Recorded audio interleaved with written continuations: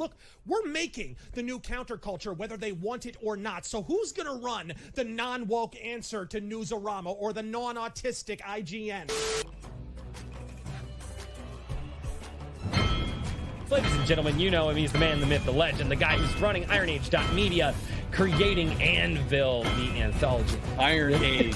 Iron Age. Who even knows? Iron Age. Yeah.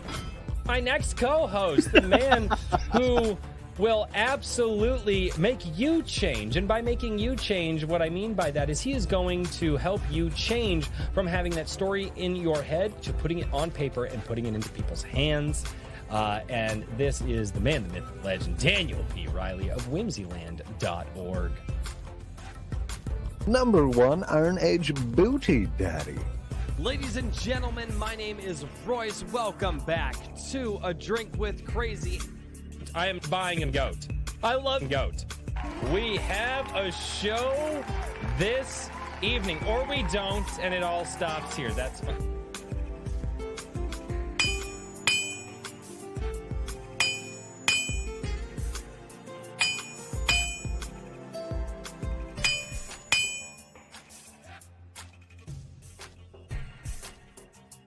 And so cometh the Iron Age of media.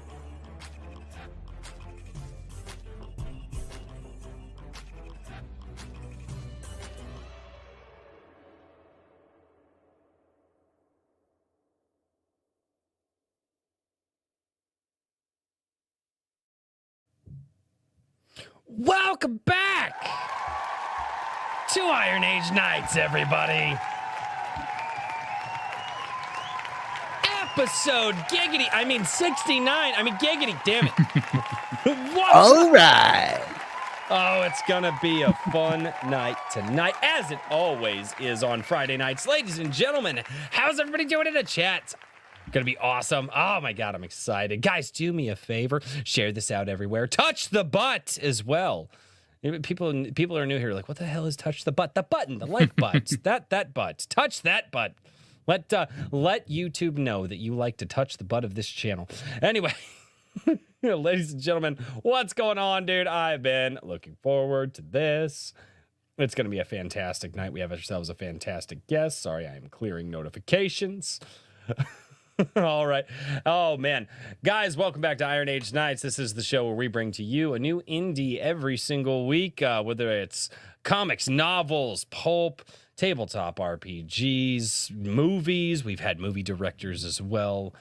Just anything indie in our sphere, and people just trying to put out good entertainment. So, ladies and gentlemen, thank you so much for being here. I guess I should say this. My name is Royce, and welcome to A Drink with Crazy. Because people are like, yeah, you never introduce yourself. I guess I could. Good boy. Yeah. Oh, good job. Yeah, we're gonna knock that the fuck off. That's weird shit right there. Lieutenant Bob over on Rumble. What's going on? Somebody said you need to read your DM. Yes. Okay. That's a thing. That is. I was afraid that was for me. I was like, oh no. No. It's I. Okay, so I wanted to let everybody know. Where is it? Okay, so MD Boncher will be down at the Big Lick Comic-Con convention this weekend. He wanted to do a shout out, asked me if I would, and I was like, dude, just remind me. And he's like, dude, I'm not going to have cell phone service where I am. And I was like, dude. So I told the chat, remind me. So yes, guys, go over and meet MD Boncher over at the Big Lick Comic-Con. Let's see if I can open this up over here, and you guys can go and meet some people. There are going to be some people from the ADWC community over there hanging out, so you guys can go and hang out if you guys are within proximity of that. So hopefully you guys are able to go check that out. Thank you for reminding me, chat. I do appreciate it. We've got Garhum over on Rumble as well. What's going on? Over on YouTube, we've got Evely Music also reminding me I did the DM thing. I am very glad. Thank you, chat, for reminding me. We got King Bob. What's going on? He's double dipping. We got Gorilla Mar. What's going on, Gorilla Mar? Bat Sauce, how you doing, man? Horizon Talker. Really great clip you used this week. Fantastic. Yeah. Oh, dude, I got shit from everybody. all corners there. Oh man, there are people that it was. I pissed off everyone with that. It was really good. I guess that's the way to do it now. Horizon Talker, what's going on, man? We got Jersey. How you doing? Christopher D. Brand, what's going on? A.S. Brunert, it's good to see you. Why did the chat jump on me? It's so hard to keep up with you people in the chat. Black Ruby Comics, man, it's good to see you as well. Maji Chan, hello, Mrs. Maji Chan. We've got Guilty Gearhead down there as well. Liu, what's going on? Sir Ubison, TJ Lombardi, what is going on? I'm not even going to read what he just said. I did something about bear sex. That's not new. Hetero Crow Media, what's going on, man? B.A. Turner from Vigilante Screed. Cider Hype, what's going on, Cider? Johnny Douglas, Timo Burnham, Animation Overload, Ram, what's going on, Ram? Eric Wexter, you're on the show. I was on a roll, and then you're on the show. Why are you on the show and in the chat? Don't. You're still muted, Eric. Oh, yeah, I muted him because he was a little loud during the intro. And all right. Tim Allen, what's going on? Periopsis Press, how are you doing? Andrew Rowland, it's good to see you. Hero Darky Dark, what's going on? It is good to see everybody. And now I'm being... Okay, the fact that I know what a floppy disk is tells me how old that I am. And really, Maji-chan? Really? Wait, Amy Jo Johnson is going to be at the Big Lick Comic-Con? That's cool. I didn't know that.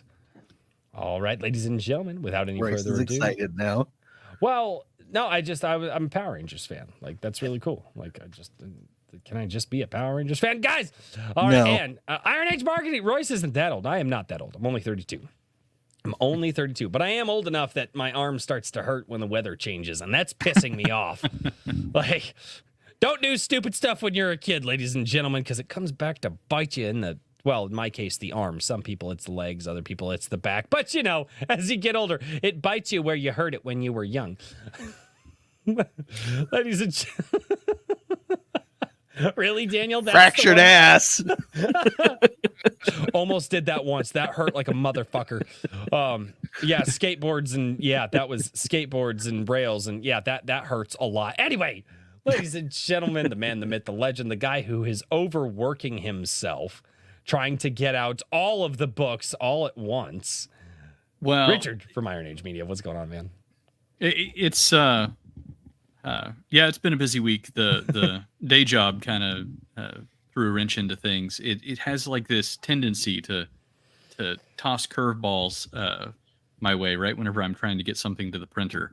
So that's fun. I'm talking with the printer now. I'm hoping that we'll be able to get things out here next week, but it's not going to be next week. Regardless, there's going to be an update on things. For issue number 3, issue number 4 is coming together at light speed, and I've got quite a bit of art already done for it, so that's awesome. I need to reach out to one person that I was supposed to get with a few days ago, but you know how that is, to get the last piece done, and then after that, it's just going to be smooth sailing on that. Issue number 5 of Anvil Magazine is open for submissions right now. So if you have a comic or a short fiction, or you have a established review backlog of indies and things like that, and you got a review for me, I want to hear from you. You can check that out at anvilmagazine.com on the submissions tab. And let's see here. Also, voting for the January prompts is going to be starting, actually not this coming week, it'll be next week. So I almost jumped the gun there, but voting will be going on very soon. Awesome. Yeah, you're way too overworked. You have way too much stuff going on right now, good sir. Yeah, that's just the fun stuff. So that's just the fun stuff. There you go. Indeed. Ladies and gentlemen, do me a favor, touch the butt for this next host. Touch the butt, ladies and gentlemen. The like button. Touch it. YouTube likes it when you touch it. At least YouTube tells me that I'm supposed to tell you that they like it when you touch it, but I don't know. So I don't know. You guys have until the end of the stream to touch the butt. Let's see if we can get this up to 50 likes That's like my goal now. Ladies and gentlemen, the man, the myth, the legend, the guy who's working with so many different authors, so many different storytellers, writing his own stories, coming out with his own freaking comic very, very soon. It'll be in our hands in like the next year. I don't know, but it's coming. Ladies and gentlemen, Daniel P. Riley from whimsyland.org. What's going on, dude? It's been quite the week, but embiggen me if you don't mind. I want to show you guys something awesome. That's a word we should never give the chat. Why do you guys do enough, this? Chuck? It's a technical term, actually. Technical. I am aware what it is, but the chat will take it technically. Very nice. Shit, you got him. Very nice. Nice. Yes, indeed. He's got him. Oh, so you've got a bag and board and ship this weekend or next weekend. That means that fulfillment will be happening early because I have all of the books stacked up and checked already. Oh, snap. Early. Hey, hold those up again. Let's embiggen you again. Hold those up. Get those a little closer to the camera individually if you can, because I want to see how good they look. Dude, they look so good. There you go. Yes. Very shiny. Oh, early fulfillment, man. What can you ask better than that? That's freaking awesome, dude. Awesome, man. God, they look so good.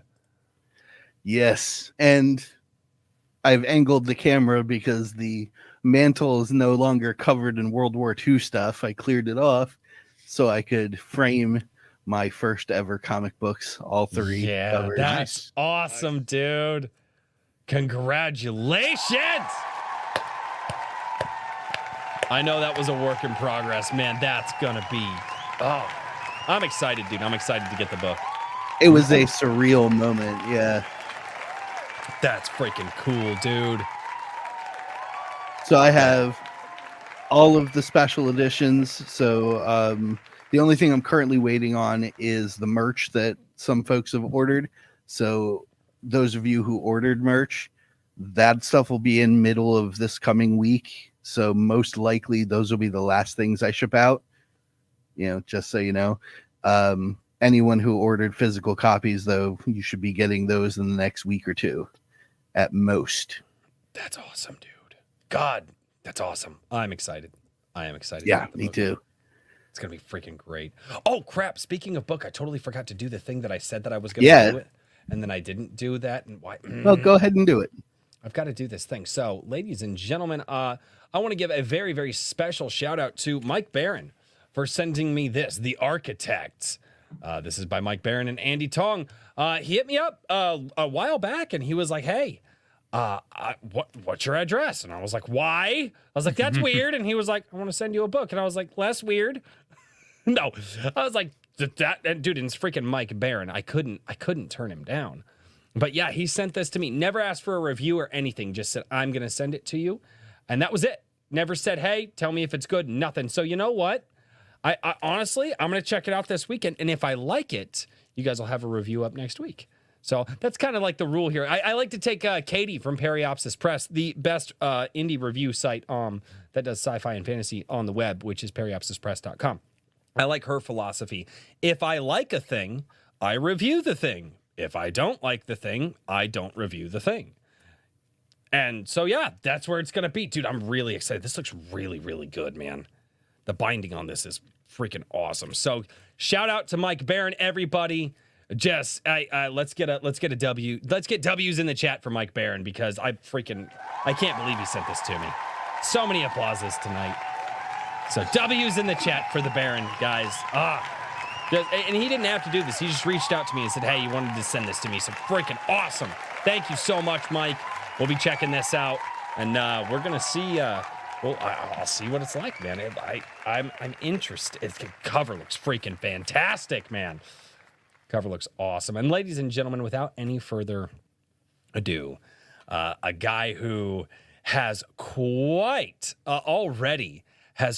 the amount of books already behind his name in a very short time. No, it's not the Big Lebowski, ladies and gentlemen. I know you've been thinking about that. It's not. It's Eric freaking Waag. What's up, dude? How's it going, everyone? Hail Aaron Age. It's got what up? Nice shirt. I I meant to oh, put I on one of yours, and Yeah. I just I did. got behind. Oh, the wizard one. Oh, good. Yeah, Sweet. yeah. Eric's got a bunch of fun shirts on his store as well. If at first you don't succeed, cast fireball. Yeah. That's my son. So the room sizes. I didn't ask what the room size was. I said cast fire. Exactly. I learned what that meant so fast. I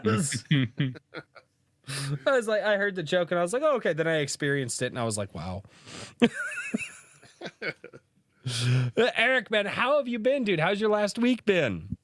oh, it's been busy at work, and now that I'm coughing into the mic. Oh, yeah. God. I Keep. was just my kids coughing right into my face, but Don't you know you can get sick through the internet now? It's not a computer virus, Royce. But Okay, all right. That dad joke is acceptable. That was a layup. I should have known where that was gonna go. Dude, everybody is catching the crud right now, man. Everybody, it's people, rough, man. dude, I know a lot of people that I know through doing this online. They're all catching stuff. People at work, they're all catching stuff, and I checked 10 different locations, and people in 10 different locations, hours apart, are all, and it's like, man, it's just like whatever is going around. It's like, you know. Oh yeah, no. So apologies in advance for coughing into the mic. I don't have a mute button here. It's over there. That's or my computer for No worries, dude. It's Don't just my apologize. workstation, so. Hey, you know how I do here is don't apologize. It makes you sound Canadian. Well, yeah, I am Canadian. That's the problem. I am Canadian. Hey, me too. I also share that genetic issue. Dude, so that genetic issue. it's a genetic issue being Canadian. It's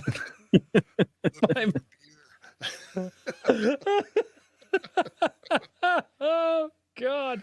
So Eric, man, talk with us, dude. Tell us, man, you have got a ton of swords and sorcery, just tons of different styles of swords and sorcery, swords and sandals, types of books. And axes. And axes, also axes. Yeah, well, okay. If we're going to put qualifiers in here. There's a specific reason for that. Kikomon comes in for a member chat of 15 months, dude. Thank you. He says, show me, show you, Kikomon. But, dude, so where does all this start for you, man? What gives you your love of the pulp style of telling stories with the swords and sorcery and swords and sandal style stories? And where does that begin? Where does that love of the craft begin for you? That goes way back to when I was 10 years old. And I won't go through the whole story now, but basically some older boys stuck me into a theater. And turns out it was Conan the Barbarian. So that was quite an eye-opener. You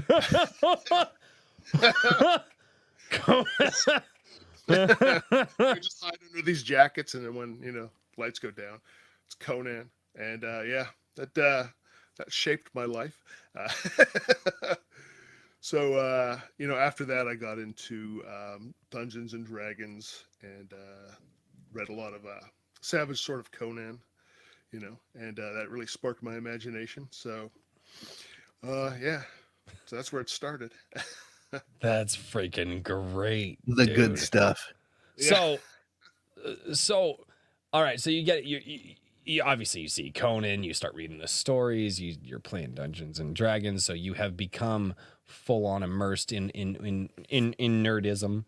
And so what's the next step for you? What do you just indulge in that stuff for years? Do you network with people? Like do you just start writing when you're a kid? What happens next after the introduction to all that?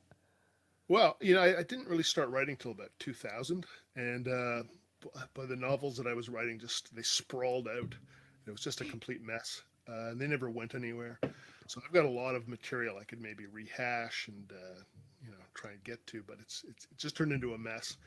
And then when the pandemic hit, I had some extra time, and I thought I've always wanted to write. I've tried to write. I'm going to make a really serious effort at it. And I started with here. I might as well show the book.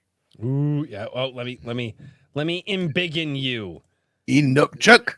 Inukchuk. There we go. Excuse me. Yeah. So this just started That out was as almost an I'm upbeat. sorry.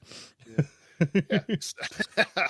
Sorry. Yeah, so it was almost like a short story that I had planned. I thought, oh, I just want something I can do, start to finish. Right. He gets in trouble. He fights some stuff, and it's then he finishes up. And yeah, it wasn't a short story. It turned out to be about 60,000 words. So yeah, because I tend to complicate things, so I just wanted to simplify it, get the book done. Turned out to be a full novel, and yeah, then it went into editing hell, and I didn't know Oh. where to go, and Wait. I Whoa. went out for about 16 months looking for someone. I finally found Daniel to help me. So that Wait. was So, what does editing hell mean? I Like, was gonna say, I'm that- pretty sure that's a natural life cycle yeah. That's, of I've not heard this term before. I should have. But what does editing hell mean? What does that mean? well, you know, if you've never written a book before, which at I- that point I hadn't, I have just not. I'm a writing drunk just redneck. yeah, so So I just got the writing done. I thought I just want to get the writing done, and it's like, well, if I want to be serious, I have to actually edit this thing. How do I do that? I have no idea. I have no training, so just screw about on the internet looking for stuff. There's people offering services that could cost $3,000, $4,000, $5,000 or more. And it's like, well, I can't put in that much for editing. So really had to get onto Twitter. Found some groups that helped me out with beta reading, and yeah, Daniel over here at whimsyland.org. He really helped me to polish this thing. So he helped me. Then it went quite smoothly, and yeah, published this in June of 2023, and that's that book. And it was a blast to work on too. No, thanks, dude. And how many books do you have now? You're well, it's only 2 novels and 2 novelettes. So okay.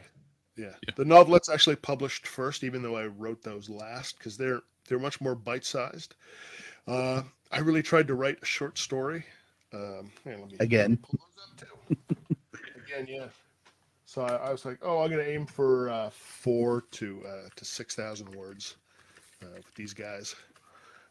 But no, they just sprawled on to about double that, and I thought, this is actually enough to put out in print, even though you can see they're quite thin. That's okay. So these are little novelettes. I forget what the print price is, but they're on ebook for 99 cents, just for fun, and that really got me used to the process, And then came Citadel of Seven Swords. And you've got you were kind enough to send in a short story for Anvil as well. Yes. Yeah. Yeah. Got a short story done, Blades Against Fear. Mm-hmm. So that was a lot of fun to write. And yeah, Daniel helped me out with that as well. And yeah. And I'm trying to polish another one I sent in. I try to do something new every time I write something. And if you recall, Richard, the one I sent you, it had some confusing parts to it. It was like some people were saying, oh, is this time travel? What's going on? So I've got to polish that.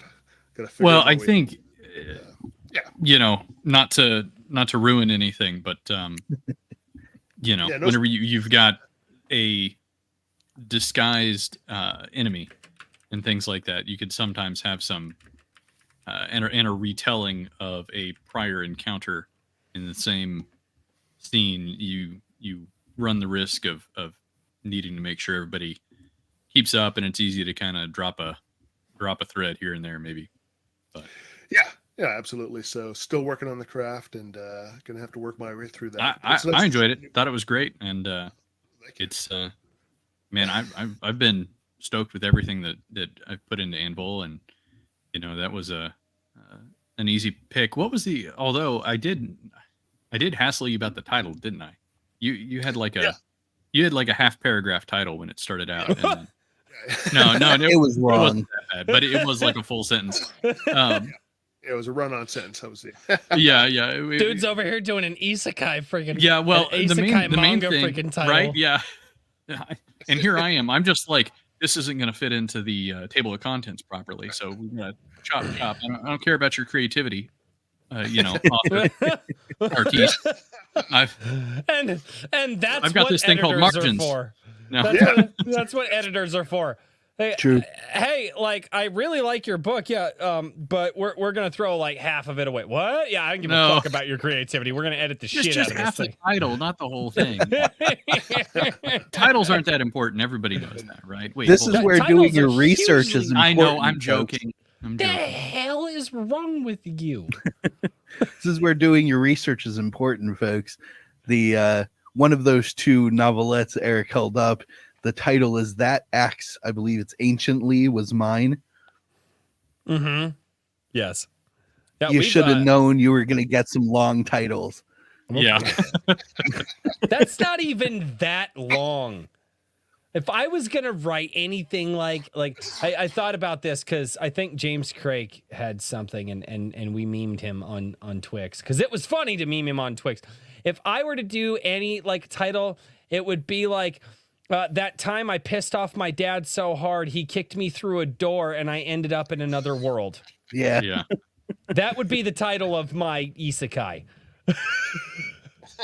And I That bet it gives would me- fucking sell too. That gives me a horrible idea. I bet it would sell. You A know, time travel short story called My Dad Slapped Me in the Next Tuesday, literally. there you go.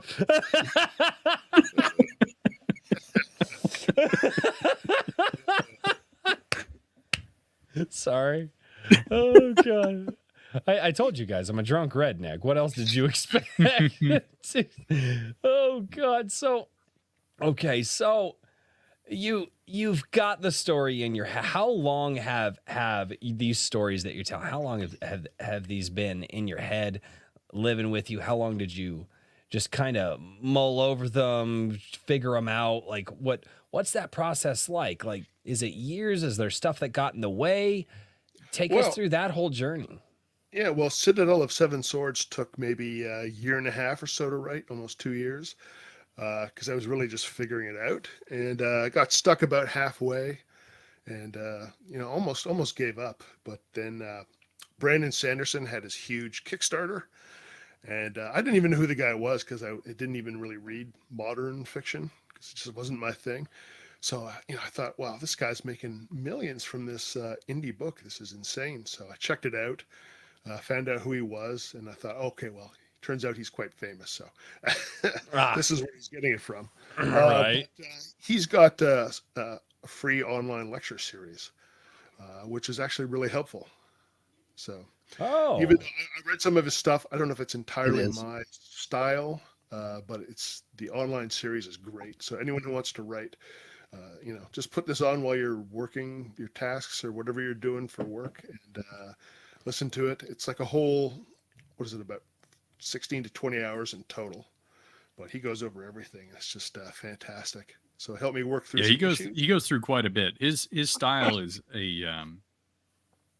it's not for everybody in terms of the pacing of things. It's slow as molasses. That's the one thing that I would sometimes hit Sanderson on is that it's really funny because I think one of his early books before he was famous was Elantris, and I read that after I read the Mistborn trilogy, and I was like, my goodness, this is almost the same story just told in one book in one medium-sized book instead of 3 enormous books, and there were of course significant differences, but I felt like there was a lot of parallels that he was taking between them. And so, but I mean, he's obviously very successful, and I'm always in favor of looking at what people are doing. If they're bringing in the dough and seeing why they're doing it, you know what I mean? So, yeah, I mean, that's why I took attention. He's making millions, and he's really sort of broken the I'll pay attention. Broken the ceiling, I would say, on what the whole definition is between the trad pub and indie pub in a lot of ways. Yeah, I don't know if would you disagree, Daniel? It helps when you take over for a man who died midway through a series. I'm not saying that he didn't, there weren't A lot of that circumstances, fame unique came from circumstances. a lot of that fame came from his taking over for Robert Jordan. Mhm. But if he took over and it sucked, It would have he been. would not have had that fame. So the fame came from the fact that he didn't suck. Yeah, the fame. Okay, the fame came from the connection. Okay, because taking over for the series, he had an opportunity to shine. It's like being a no-name actor who gets their first leading role.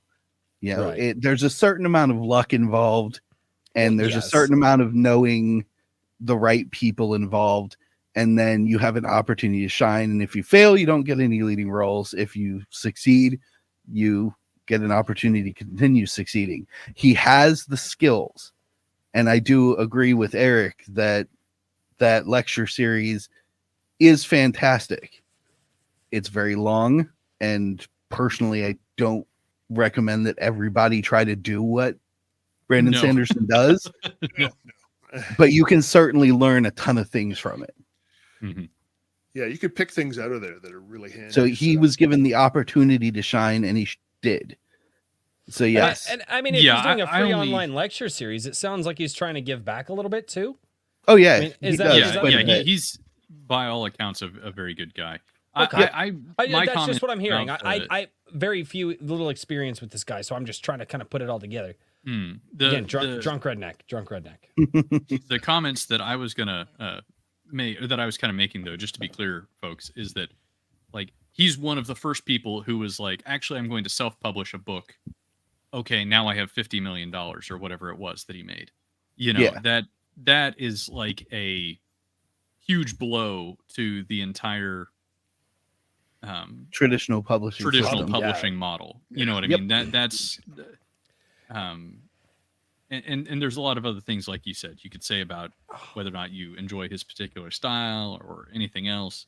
Well, I mean, you can say But- that about anybody, though. But yeah, but I That's mean, not you don't have to particular to love the him. guy, in my opinion. Just No, be like, yeah, I mean, but what he showed the world was that he he broke could, a perception, at least a perceived glass Yeah. ceiling that was there. and he and- could recreate someone else's style in order to do something that fans really wanted, which was Mhm. finish the Wheel of Time.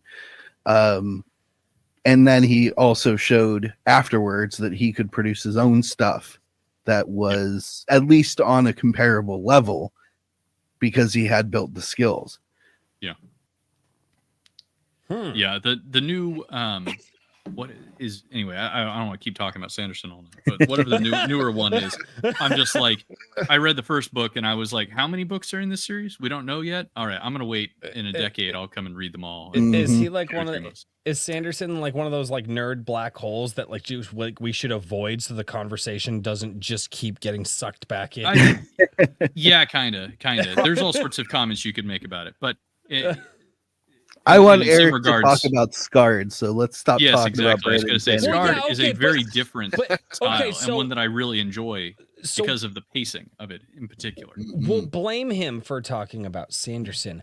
But are we up to the book thing yet? Have we covered the journey? I like to hear about the journey. Oh yeah. Have we? Fine, Journey, fine. Do you have any childhood trauma, anything like that we can hear about? I can go get the belt that used to whip my ass. I've got that. If we're going to talk about what, Not never your mind. childhood trauma, Royce. I'm asking about Eric. Eric's. Do Yeah. you have the belt that your dad used to whip you with? Oh yeah, it's around somewhere. That is the way. All right. Sorry.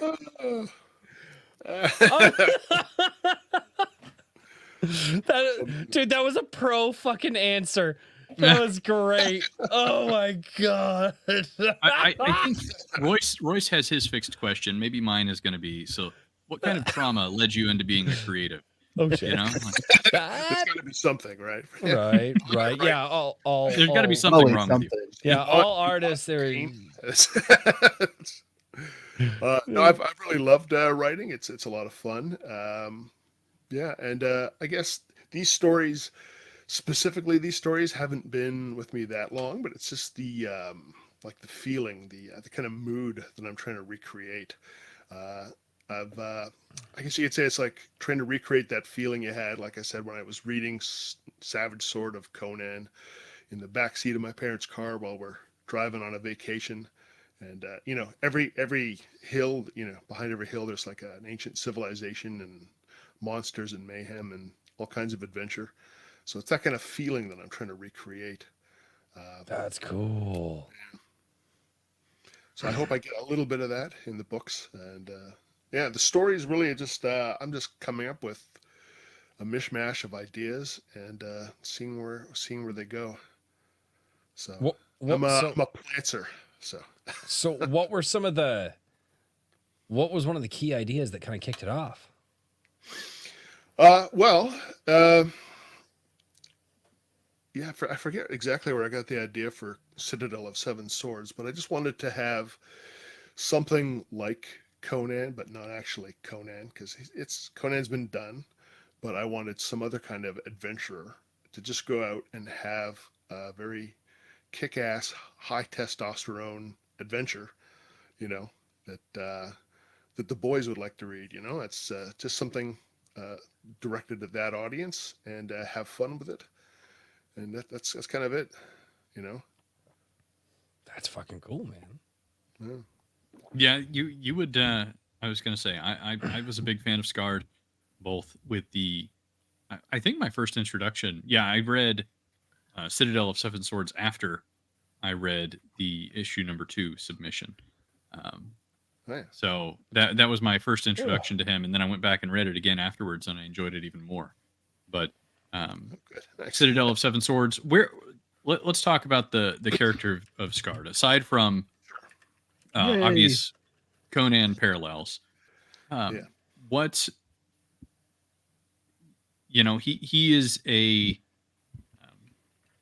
kind of, well, I would say not necessarily a cerebral character at times, but he's definitely a very strong personality with the way that he goes and deals with certain things, and in some cases, definitely has some changes occur, at least over the Citadel of Seven Swords. But he still has a large history behind him.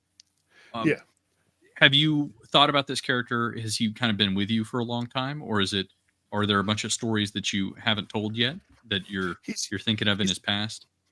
Yeah, he's kind of formed up as I wrote the book, and I didn't really want to just create a very flat character that's just a strong guy that beats things up.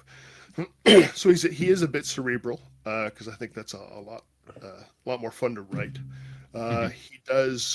He shoots his mouth off, so I wanted to have someone that would just get into trouble by opening his mouth and saying stupid things and like starting trouble where you don't need it.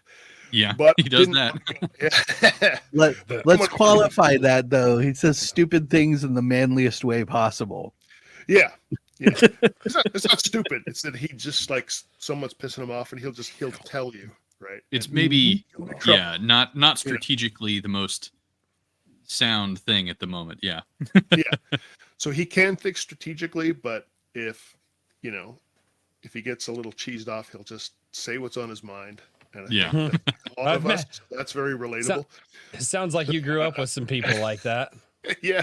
I know some people like that. Oh yeah. I think we all do. Well, I know some people you're just like, and they talk the loudest when you're in public places too. Yeah. They have their very, very quiet thoughts at like maximum decibels out loud in public, and you're like, oh, we're not making it out of here. Oh. Sorry. Out of the blue, it's not connected, but I'm thinking of an ex-girlfriend who would say things to people like, are you trying to start a fight with those 6 guys? Or is it for me? My wife used to do that shit when we were together early on, and I was like, and it was always how some chicks like fashion sense was way off, or like her eyebrows were off, and I'm like, babe, They are literally behind us. You cannot speak at decibels like that. We're here to get a pretzel. It's the mall. I literally pulled my wife out of line one day and I was like, okay, her boyfriend and his 3 friends were very pissed off. And I'm going to be honest, I can't take 4 dudes at the same time. Yeah, it's a tall order. I mean, they were shorter than me, but I can just imagine what TJ Lombardi's thinking right now. Yeah, I was gonna say the hedge is clipping that for his soundboard. God, fuck. Oh, I should have watched my. Anyway, how about this book that you wrote, Scarred? Let's talk about the book. This is a book. Yeah. So his personality. So he shoots his mouth off sometimes, but when he puts his mind to it, he can be strategic. Want him to sort of think things through, and he does have a sense of wonder. So I try to at least, just a few sentences here and there. He'll just stop and just sort of go off into fantasy land for a little bit.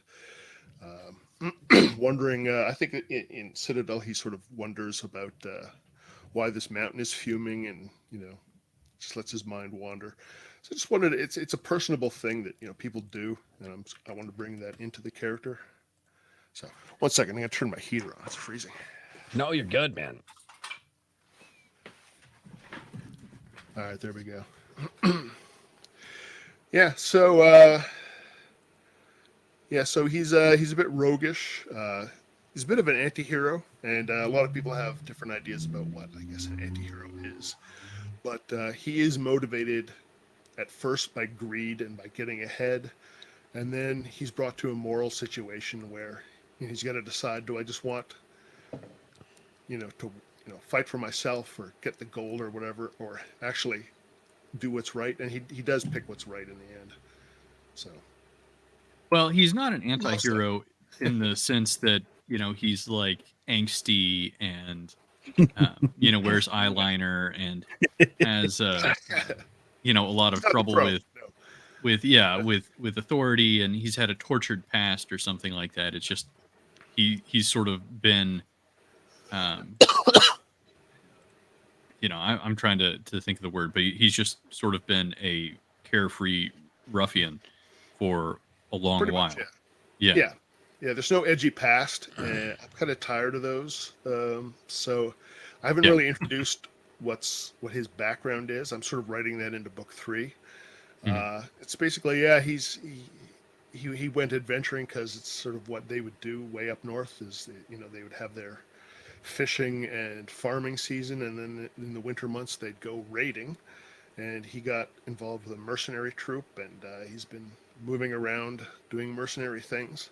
And he doesn't want to go back because fishing is boring. That's basically it. He's got a good relationship with his dad. Whoa. We're not allowed to write that nowadays. First of all, the fact that you wrote that he has a father, we're not allowed to talk about father. Come on. Yeah, that'll be in book 3. I just think that's awesome, dude. He's gonna be stuck having to do a real job for a week or two as he waits for an adventure, doing some fishing, and he remembers about he thinks about how great his dad is and how boring fishing is. So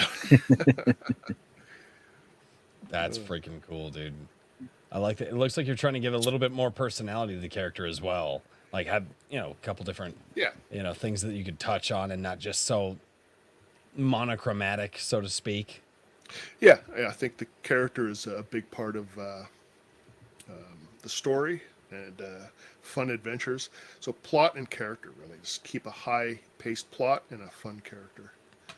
Just keep it simple and move forward. Yeah. So I have not. What is your most recent book? I'm blanking on it. I'm so sorry. I got it here somewhere. I didn't bring it. Let's show it off real quick. There we go. There it is. There it is. That's right. I have it on my Kindle. Hold it to the camera a little bit closer. There we go. There it is. My just awesome. I know. Doesn't it suck having lighting? Yeah. Yeah. Let's see. There we go. With my fingers out of the way. There it is. Yeah. My Killer monitor cover. for what's on the camera is over there, so It's a great setup I have. Dude, Well, no, it works. It works. You have a setup, man. Be grateful for it, dude. Oh yeah, Seriously. yeah. I'm loving this mic. So, Oh, yeah. So thanks for the I was advice, going to basically. ask. Wait. Was that a me recommendation? Yeah, you and Kahuna. Yeah. Yeah. Yeah, I actually recommended that mic to Kahuna. That's like, Yeah. yeah, I've got its little brother right here. So yeah, I keep that one. Yeah. That's my spare. It's a great microphone, dude. Oh, It's yeah. great, man. We get into that a little later because now I want to talk microphones, but I'm not allowed. I was going to ask about the world. You were talking about, Oh, yeah. you know, that he's from up north, and I have not seen, or I haven't read the second book, so I don't know how much more you go into. But in the first book, it's very tropical setting, and there's a, clearly a pretty large world with a lot of trade. Do you have Yeah. anything you'd like to share about the setting itself? Is it just Well, kind of it's- like a general low fantasy, or what? Yeah, it's gonna be low. It's gonna be a low fantasy. I Mhm. considered maybe demi-humans of some kind, elves and dwarves, but I think I'm shying away from that. And with Well, there was Citadel some of Seven animalistic. Swords- There was there's lots of magical entities. You know what I mean? Oh, So yeah, yeah. I think that's pretty cool. Then drawing a little bit more from kind of the roots of the old sword and sorcery rather than the more Tolkien kind of fiction that is more, Yeah. I guess common today. Yeah. So there will be maybe some lost races, Mhm. some offshoots of humanity, maybe here and there, but I haven't detailed them really. Yeah, the world sort of grew up in my head when I was writing Citadel of Seven Swords. The only locations that I talked about were the island that it takes place on, which is sort of more in the southern seas, in an unspecified location, and a city called Bizerdamon, which is the big sort of corrupt city filled with degenerates. So, Yeah. which that one story I sent to you takes place there. It's hmm yeah, but yeah, we'll detail that later. There you go. I saw a question in chat from Raving Dad Gaming, and I think this is pertinent with Sure. what do you mean by low? And I'm assuming he means low fantasy. And so I say, Daniel, you can jump in, and either one of you, the people who actually write things and are knowledgeable about this, feel free to jump in. But with low fantasy, there's a lot less of the, magic is not quite as common. It's much more mysterious. It's a lot more of a primitive kind of medieval society built up Yeah. with magic present and things like that, but not, there's not, Harry Potter where there's like wizards flying around rooms Yeah, and exactly. people apparating from place to place, and there's just constant magic all the time. Yeah. High fantasy definitely takes a lot of its inspiration from things like Dungeons and Dragons, like at least in the modern writing spheres. Low fantasy, I would call more like Greek mythology. The gods exist. They have fantastical powers. They can bless things. They can make things, but those powers are not in the hands of the average everyday human. And since Eric's not doing alternate race, cultures in his world, that's what makes it more of a low fantasy setting. And I would also say, just on the style wise, I think that magic is a lot less controllable in low fantasy settings. So you have gods that can,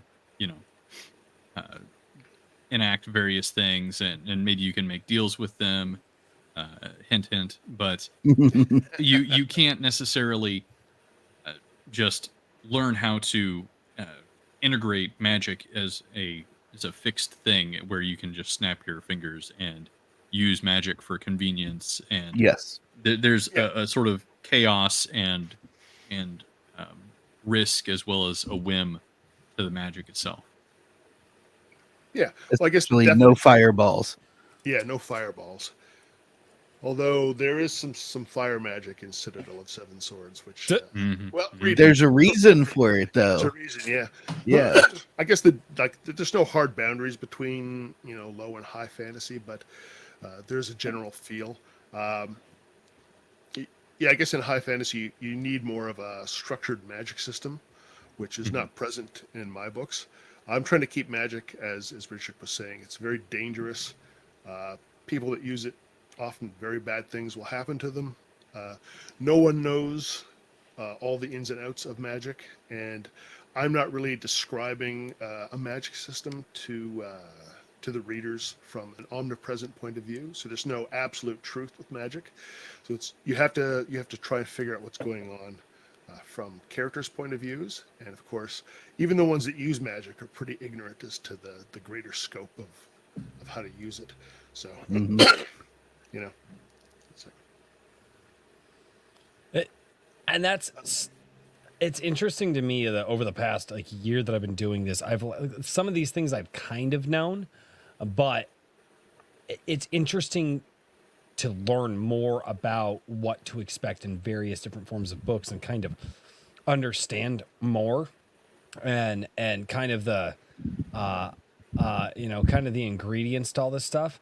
At the same time too, I don't want to ever learn too much because I still want that. I like when I'm reading something, I'm just dumb enough or a lot dumb enough that I can just go, okay, this thing happened because it's in the world and it just happened. And I don't have to make sense of it. Right. Magic doesn't need to be science. It needs to be magic. And there are some people that don't like that. Yeah. Like, Well, that's the difference That's the between, distinction hard between the magic two. and a soft magic system. Yeah, and that's one of the.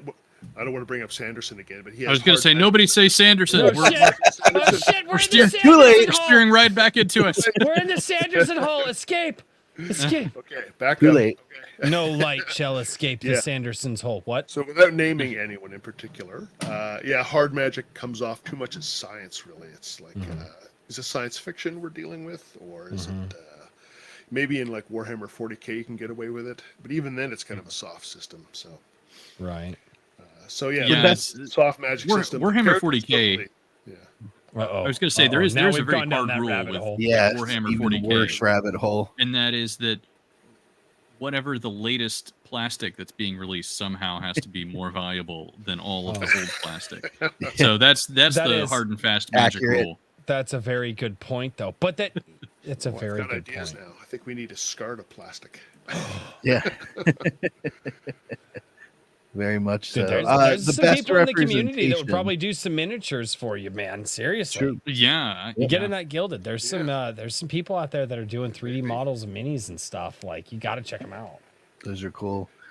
The best representation of low fantasy in film is actually in a Conan movie, which was the revival of Conan, the crazy shaman, and he's crazy because has access to things that no human should have access to.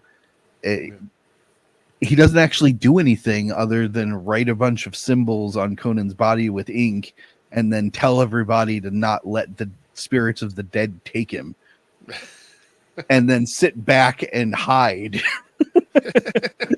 And that's the best representation of low fantasy in film, is that you don't get an explanation, but you know exactly what's happening. Something otherworldly has happened because this character did something that people are not capable of doing.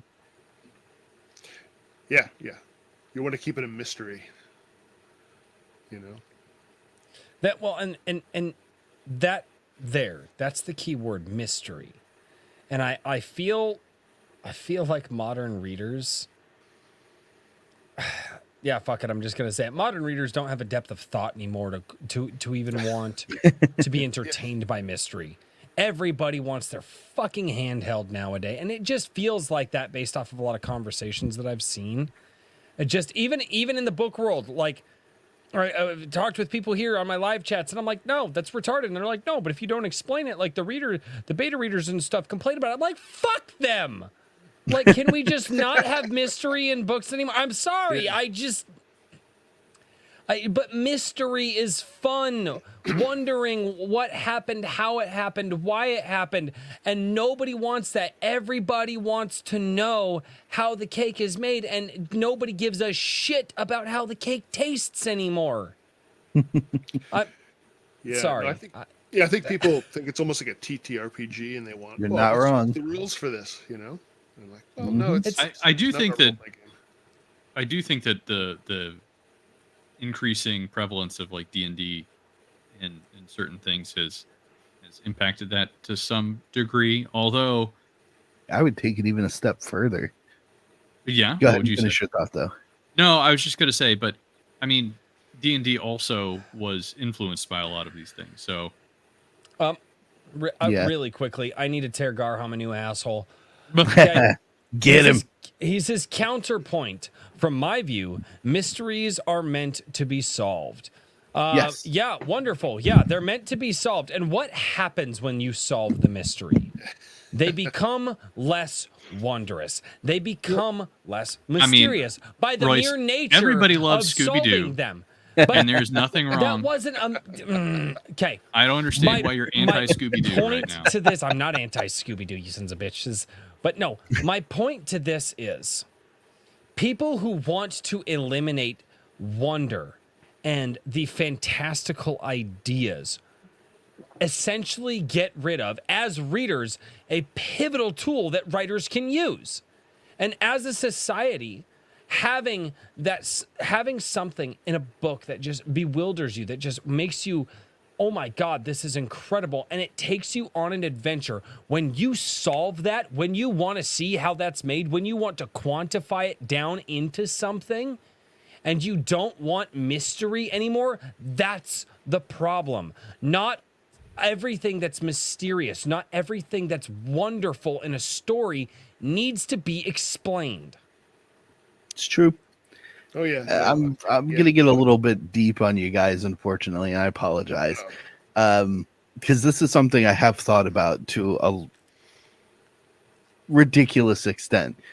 And that is that the issue, in my opinion, is a lack of trust. There is a prevailing lack of trust in the world now that we all want to know things immediately. Yeah. We need to know what the truth is immediately, and we're impatient to find out now. Because I get reviews of everything where the statements of, well, wasn't really explained, so I don't know what's going to happen with that. And I'm going, yes, that's the point. Yeah. You're supposed to find out later. Come back for the next book, folks. But Yeah. I realize that there is a level of mistrust that permeates everything nowadays. And I think that might be part of the new obsession with solving the mystery immediately, or just having the mystery explained to you. Yeah. Well, I think you want the mystery solved in a book if it's sort of the plot. So it's a mystery element that is resolved at the end. But who brought up wonder? That's really the point. Royce, yes. Things. Yeah. Well, Royce, yeah. It's wonder, a big you want one. to keep things that are just it's not going to be explained. It's going to be it's a black hole, really. You just have to, I had this argument with Periopsis Press in our one of our last book clubs, which hopefully we'll be doing that soon, the next one. But we were talking about the magic system, and she's like, well, I want to know how it works. I'm like, I don't give a damn how it works. It's magic. And she's like, no, I think there's room for both, right? But there's room. There's room for both, but people only want one, and that is eliminating a whole section of storytelling in the modern day. And again, I blame the readers, but that's a different thing. I'm told. I also think that there's a problem of people having access to authors more, and you heard it, ladies and gentlemen. Basically, kind of what I'm saying is that, yeah, right. No, Stop talking to the fans. Trust me, the more contact you have with the authors, the more difficult and complicated your life becomes. But anyway, no, I'm kidding. Um, That's true. The thing I would say is that Especially when sometimes they're I think people, instead of being like, okay, hey, there's a group of fellow nerds, we all enjoyed this small group of people that I'm around. We all went and saw Star Wars in theaters whenever it first came out. We all loved it. We're all going to start talking about the Force. You know what I mean? And it was like you and your friends. Now, if you enjoy something, what are you probably going to do? You're very likely going to go online, go look at the creator of that IP, and be like, whoa, what else do they have to say? And you start digging and mulling around. And even if you don't put these things into the books, I think that there's an appetite from some fans for this information. And then I think as creatives, if you've thought of something, you're like, obviously, hopefully you're happy and proud of what you created. There's probably a tendency to be like, well, I'm not going to just ignore all this stuff that I made. And it goes, And Yeah. I think sometimes people just see that and they don't necessarily consider whether or not it's necessary or it's conducive to things, And so it can be, I don't know. It just depends on the style that you're going for and what the medium is and everything else. Well, one of the earliest examples of this in the modern day was Tom Bombadil from The Lord of the Rings. People wanted to know what the hell Tom Bombadil was. And Tolkien was like, hey, he's an Enigma. I put him in the story. That's it. And people were like, what? Like, I'm obviously paraphrasing because Tolkien was much more well-spoken than I. But yeah, that essentially his answer was, yeah, he's in the book. Yeah. I'm like, yeah, but what is he? He was like, he's in the book. That's what he is. Almost like authors are allowed to write whatever the damn well they please, and the fans don't get to tell you what to do. Shut up, fans.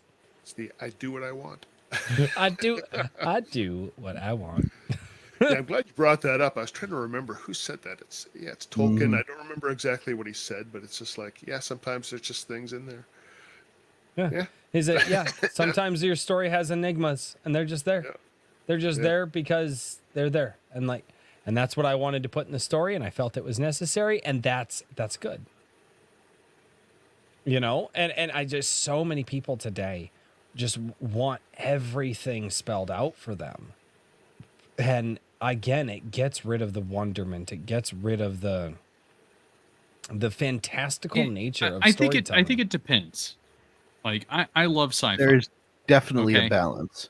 Now, I love sci-fi, and one of the things that I kind of enjoy about sci-fi in general is the neutrality of the magic for the most part, right? It's not so much that there's like, actually Star Wars is kind of a good example of the opposite of this, where you have, at least initially, you kind of have like the chosen one, and you have these other things, and so on and so forth. Whereas the sci-fi that I really get nerdy about, it's like, well, here's essentially magic, and here's how it works, and as long as you understand these systems and you can utilize them, you can put them together, and you can replicate things with some degree of consistency, right? So it's about what possibilities are opened up by these things.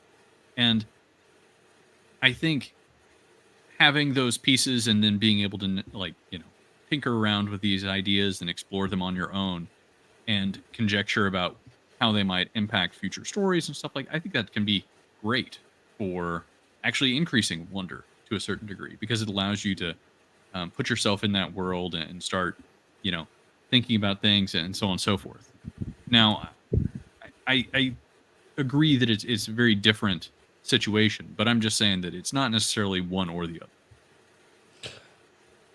And again, my argument was never that it's one or the other. Is that the readers only want one. Well, that's my problem. It's less of a writer issue, and it's more of a reader issue. Yes. From what I've seen, it's not. I think that there's a lot of people who go in and they order a pizza and they think they're going to get a hamburger, and then they're like, why wasn't this a hamburger? You know what I mean? And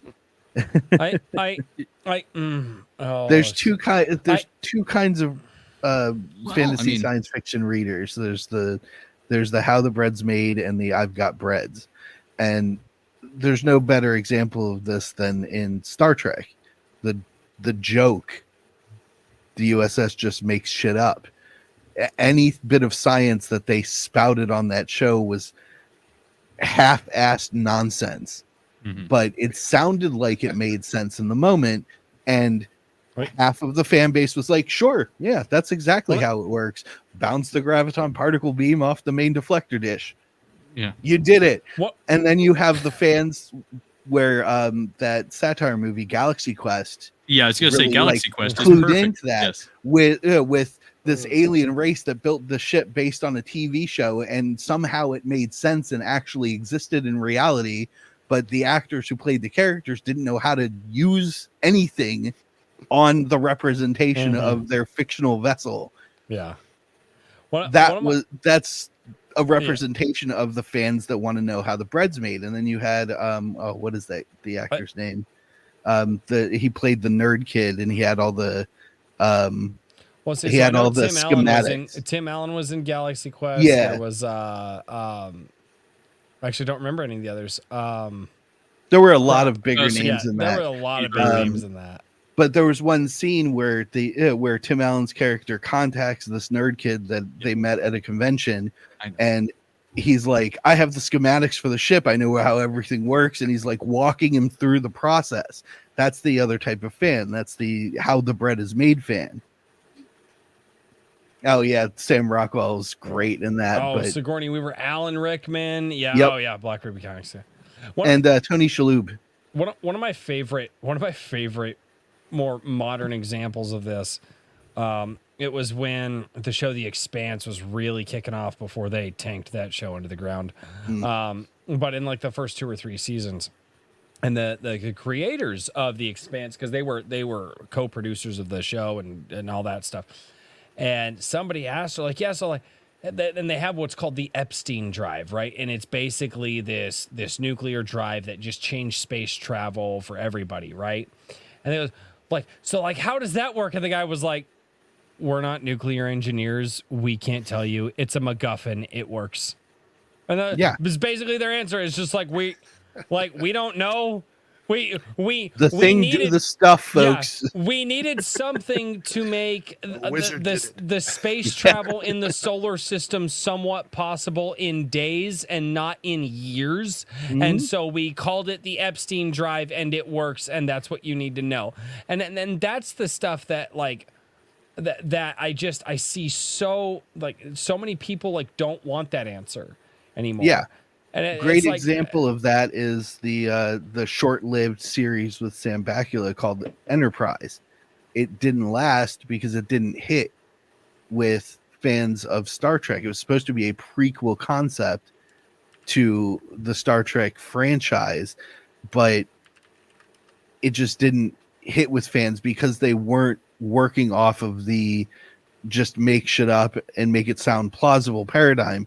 They were doing a lot of explaining of the early versions of everything and making it kind of too close to reality that it just wasn't as engaging and didn't leave enough mystery for the ones that wanted to know how the bread was made. The ones that didn't care and just liked that they had bread were like, yeah, it's not a bad show. I don't understand why it didn't last very long, but it was the fans that wanted to know how the bread was made that turned their back on it. I actually like that show. I guess that's exactly. Yeah. I did too. Yeah. Huge fan of Trip. Oh yeah. Always like the engineers though. Yeah. So, Eric, let's see here. I had another question. Yeah, let's get back on track. Yeah, I wanted to get another question or two in here before I scurry off and begin the wind down process. With Scarred and his various companions that he has for a little while and then moves on from, are you Do you have any plans on will we see any of these characters again? Are there any that you want to talk about that you Yeah, know? well, I really see. There's one or two that I think might That's titillate the fantastic because audience, I so to asked speak. him that question privately. Oh, really? Okay. Yeah, that character. So yeah, she will appear probably around book 4 or 5. I've got an Hmm. idea for that. But really, a recurring character will be Beljetti. He is. I basically set it up like a buddy adventure, so I should probably talk about him. Mhm. He's the more level-headed older warrior who acts a little crazy, but is actually fairly sane. And yeah, so I wanted to have that. I wanted not just a lone mercenary wandering around, but he's got his buddy with him. So The thing that I really like about Beljetti is that he's the cleanup man. When Scard Yeah. when Scard goes off half cocked, yeah, Beljetti's right behind him, yeah, taking care of business and just letting the wild man go wild. yeah. How are we gonna fix this? Well, Hmm. roll up your sleeves. Yeah, so they've got different personalities. They kind of play off each other, and there's a lot of respect between the two. And yeah, you'll find more about him in Weird of the Skull Totem, and he'll be in the third one as well. And there's a few characters I've come up with, I guess, that Daniel, that you liked, and they just sort of all disappear at the end of. I shouldn't give away any spoilers, but I could bring them back. You know, they're characters I could bring back for short stories, or at some point they could have their own books. So And that, in my opinion, is great. Revolving cast members that are part of a living, breathing world build is such a fun detail. It adds a level of spice to whatever you're working on at the time because you can tie it in, you can contrast it just by reintroducing someone from Scar's past in past books, and then the reader gets to go, "Oh shit!" He's back. yeah, Well, even with Citadel of the Seven Swords, I think my one comment was that um, you almost had like three pretty distinct arcs within that story. Now they were all, they formed into the same basically narrative experience that took place all very sequentially. But was it your intent to kind of have those um, not necessarily compartmentalized, but pretty tightly knit there?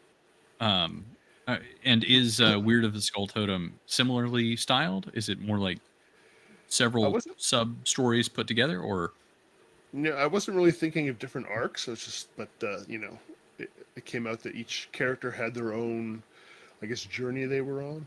Mhm. So, so yeah, it's a sort of they bound together into the same plot. So I didn't really think of it as different arcs while I was writing it.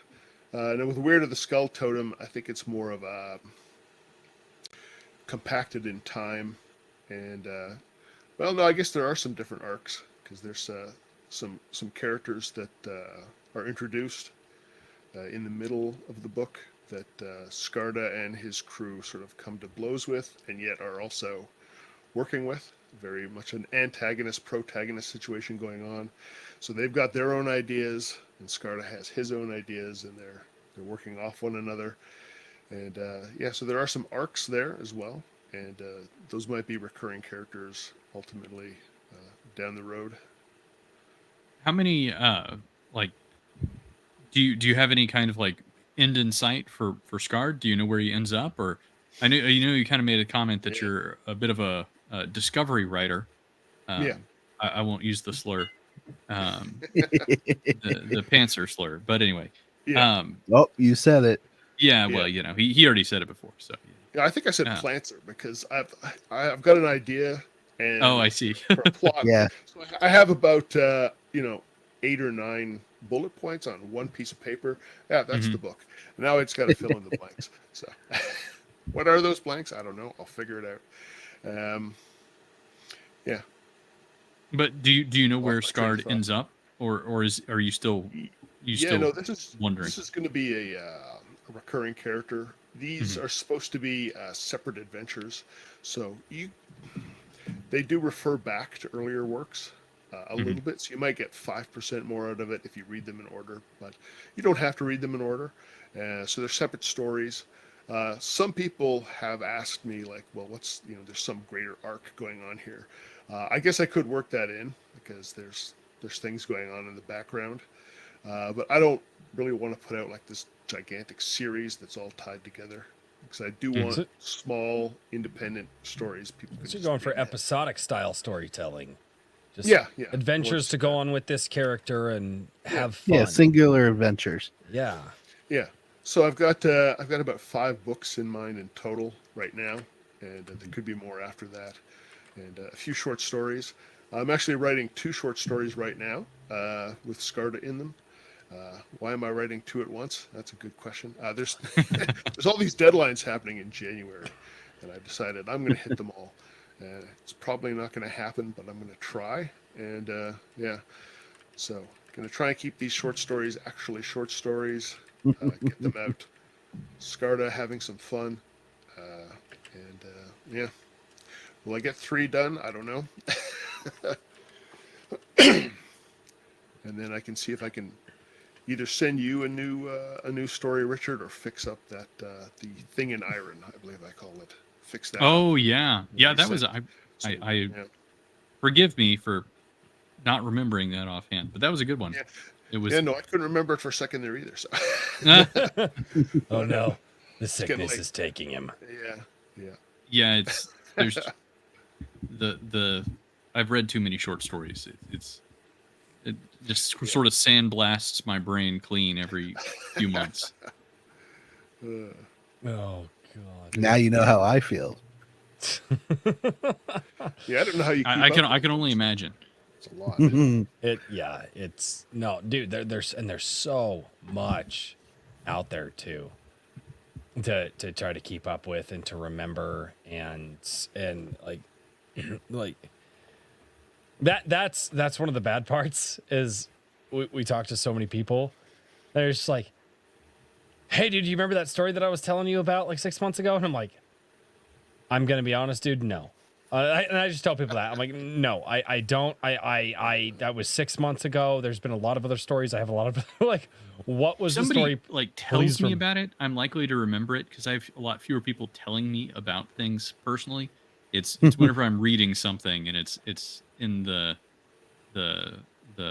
Substack or the submission pile that I have to like read the title and then read like the first couple sentences and I'm like, okay, I remember this, or oops, no, I'm sorry. This is going to require another couple sentences. Right? Yeah. Yeah, I don't remember titles either. I have to have the plot. Yeah, that's too hard. Yeah, that one. Okay. Time is what kills me the most. Like the further I get away from reading something, because I'm reading a bunch of other things as well and checking out other stuff. Like it's time is the one thing that just muddies the waters, and I'm just like, I don't remember those details.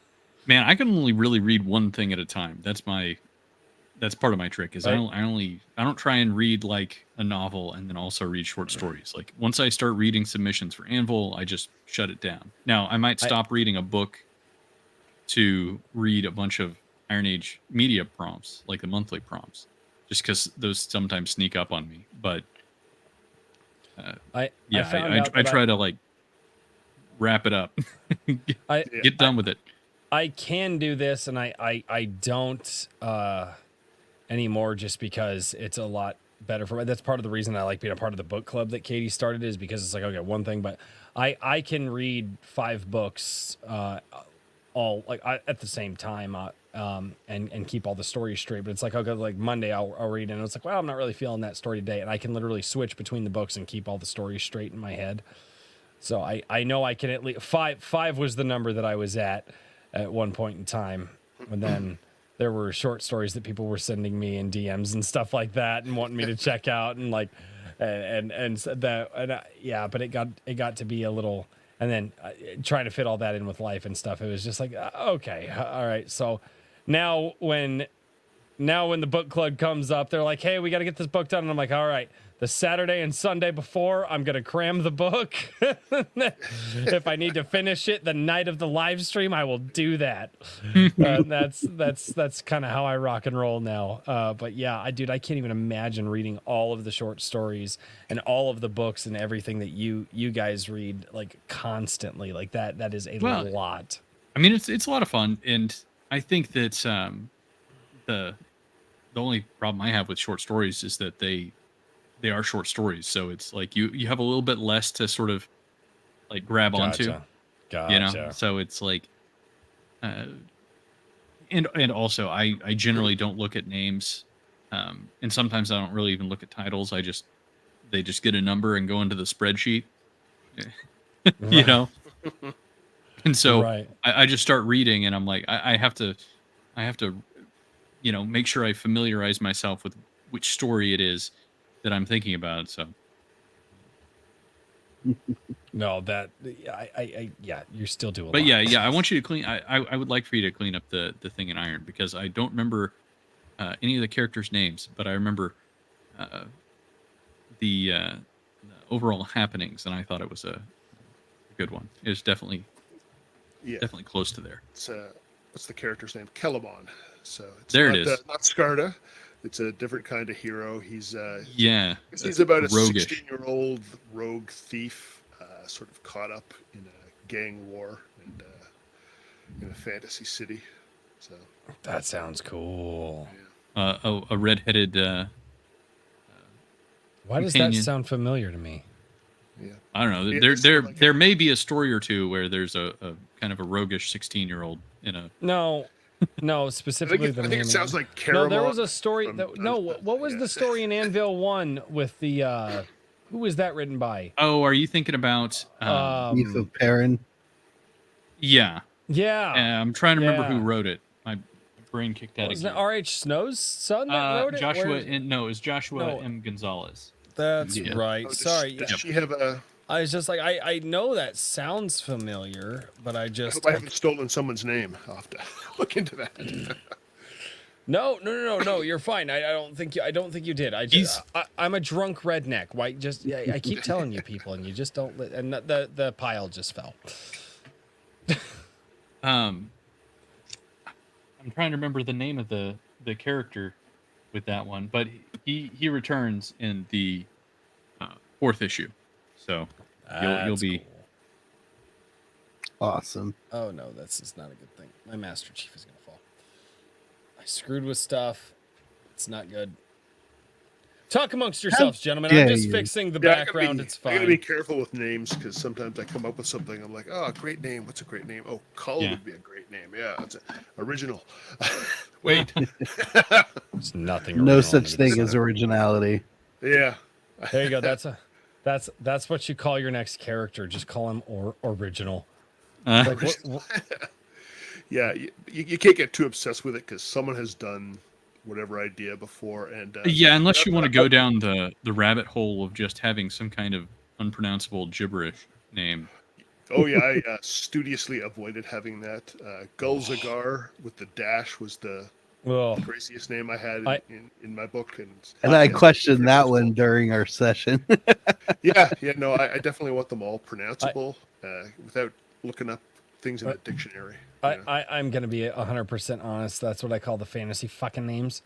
And you'll hear me say it on Comic Shop Wednesday all the time. Like, I'll be reading, and then there's just a name, and I'm like, how the hell do you even say that? If there's more than one apostrophe in the name, there's a high probability my eyes are going to glaze over, and it's going to be designated as the first 3 letters. The thing that screws with me is when people do that's the way to do it. When people do like double vowels next to each other, and I'm like, wait, what? And it's the same vowel. I'm like, no, what? I don't know. My brain, Rice doesn't like as and ooze. I'm fine with that. I'm just not okay with people fucking with me in their names. Hey, Ultimate Kahuna. What's going on, Kahuna? Yeah, I haven't read either of your 80s fantasies. I'm gonna have to get to those at some point in time. But, thank you. Yeah, no, I might put another one out for Oh, I'm blanking on the publication. It's brand new, and they're offering like 7 cents a word. And I thought, well, I'm gonna go with that. Oh, are you talking about? Oh no, who is that? Actually, never mind. I was thinking of. It's No, I not was thinking of Crimson somebody. Quill, which I might try to get in with as well. But no, I'm blanking now. That's terrible. My memory is terrible. But Don't you love that? Yeah, so It's I such a might do that. wonderful thing. I'll say this. Michael Bancroft gave me a perfect name for that. Oh, it's Stream Brain, dude. It's just Stream Brain. When you get on stream, Yeah. you just forget everything. It's Yeah. great. I'm like, yeah, no, I'll That's use what that happens to excuse me. all day long. All day long. It's definitely Stream Brain. Nothing It's- else. Shh. Yeah, no, my memory is terrible and it fails me at the worst points. I had a stream with Brothers Crin, and Mhm.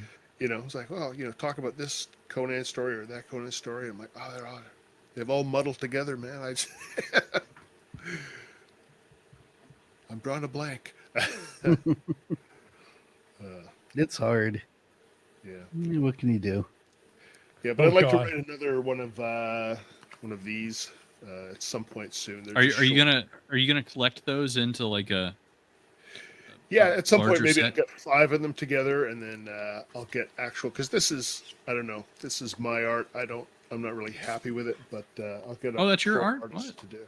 Yeah, Wow. I yeah. mean, I spent as long doing the art on Photoshop as I did writing the story. So there's a limit, you know. And yeah, if I get 5 or 6 of those together, I'll maybe hire someone to do it.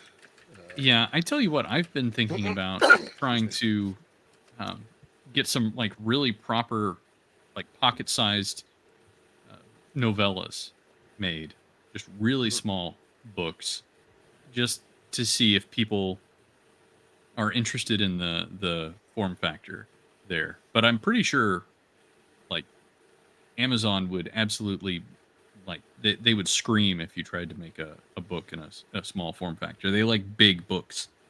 They would much rather have I 3 sheets don't. of paper. Well, these. Yeah, I think these are all I 5 don't by know 8s. that they do And it's anything the that smallest small. size. So Hmm I like Rob Rhymes' books. Yeah, Yeah. his is I think the smallest that you can get. Yeah, And even then, that's I don't know. I mean, Well, and his design behind this, talking with Rob when we had him on the show, he wanted something that you could take and damn near fit into your back pocket. mhm. So that way you could keep it with you. And I think that is a fantastic idea. I mean, if he could have gone, smaller with it, I think he probably would have, but this was Yeah. the smallest he was able to. yep. That's like the ideology of the old pulps, you know, something you could literally stick in your back pocket and pull it out when Mhm. you're on the bus or whatever it is, and read. So, yeah, I wish Amazon had smaller sizes, but alas, Right. yeah. Well, I mean, it do be like that sometimes. So, well, I know. I've got to. Oh, hey, hello, Salted Snowflake. What up? Over in the Rumble chat. I know, Richard. It's drawing near his bedtime. Yes. Well, and actually, I used to like to give him crap for that, and then just as this Anvil stuff has ramped up, I somewhat feel sorry that we have him here on Friday nights. I'm like, he could be asleep. No, it's just that the thing that I have is like, yeah, I don't fall asleep. I can't fall asleep immediately after streams, no matter how hard I try. And Yep. I've been trying to, like, be a good boy and go to bed at 10:30 so that I can wake up and keep going on things. But Oh, dude. yeah, if I don't, I get it. yeah, if I get my routine off, I'm like an old man. I need my dinner at 4 p.m. Yeah, Dude, I'm- that's obviously if I'm going to be staying up really late, and I've got to be able to make sure that I hit that early bird special and so on and so forth. And get up Actually- early so I can scream at the kids at the bus stop if they, walk on my part of the sidewalk. Important stuff. Dude, I want to be an old man and just yell at all the kids making too much noise down the street. It'll probably be illegal by the time we're old men, but yeah, that's fucking fine. They can. Yeah, I'll go to jail. It's fine. No, as far as like when you get off stream though, like the wind down period, that's a real thing. That is like you get off stream. Like every time I get off stream, Comic Shop Wednesday or Iron Age Nights or hell, even just when I'm streaming video games with my wife, like it's a 30-minute to hour long wind down. Like, and it's just, and I would like it to be 10 minutes, but there's sometimes you just can't. You're ramped up. That's also why that's why I've gone boring on the whole drinking thing as well. It's like, even if it's just a little bit, it like gives me brain fog the next day. I just don't quite sleep as well or something. I either need to get some practice in. I need to get some lightweight. Yeah, exactly. Become a drunk redneck like me. It'll be fine. No, dude, I totally get it, man. But before you sign off, dude, tell us what you do, where you can find you, and what you got going on where you can find you. Yeah, I wasn't giving him a hard time. He's being nice. Well, I will. Where we can find you, you can find you. Well, you can find you in your own head. IronAge.media is the best place to find me. I've got links to everything else there, including my YouTube, which I'm going to shout out. Last Sunday evening, I had basically it was my 1 year of doing Sunday evening chill streams, and Mage Leader was kind enough to join me for some classic BattleTech tabletop. We had a great time. He was kind enough to allow me to blow up his Marauder, so that was nice. That was nice. It wasn't gonna happen until chat was like, roll on camera, and I went from rolling like mediocre to just it was brutal for whatever reason. So chat was on your side. Yeah, you're right. I haven't read his book yet. I'm sorry, Mage. I am going to table you because I don't want Anvil to get out of control again. It almost ate my lunch in December, and so once I get through the issue number 5 submissions, you're going in the pile. So here's the thing. Like here's my secret to getting back on track with the pile back here is don't look at it. Well, no. Well, that's he doesn't. No, the book club, book club, because we're trying to fire that back up. I always recommend something I already have, so hopefully I can work through the pile. And the other 3 are just like, no, what about this other book? And they're like, yeah, let's check that one out. And then I end up buying another book, and I'm like, well. So blame the other 3. You guys can send your blame over to John A. Douglas, TJ Markey, and Periopsis Press. Yes, all their fault. Good guys. See how I did that? That's how you and gal. Deflection. Well done.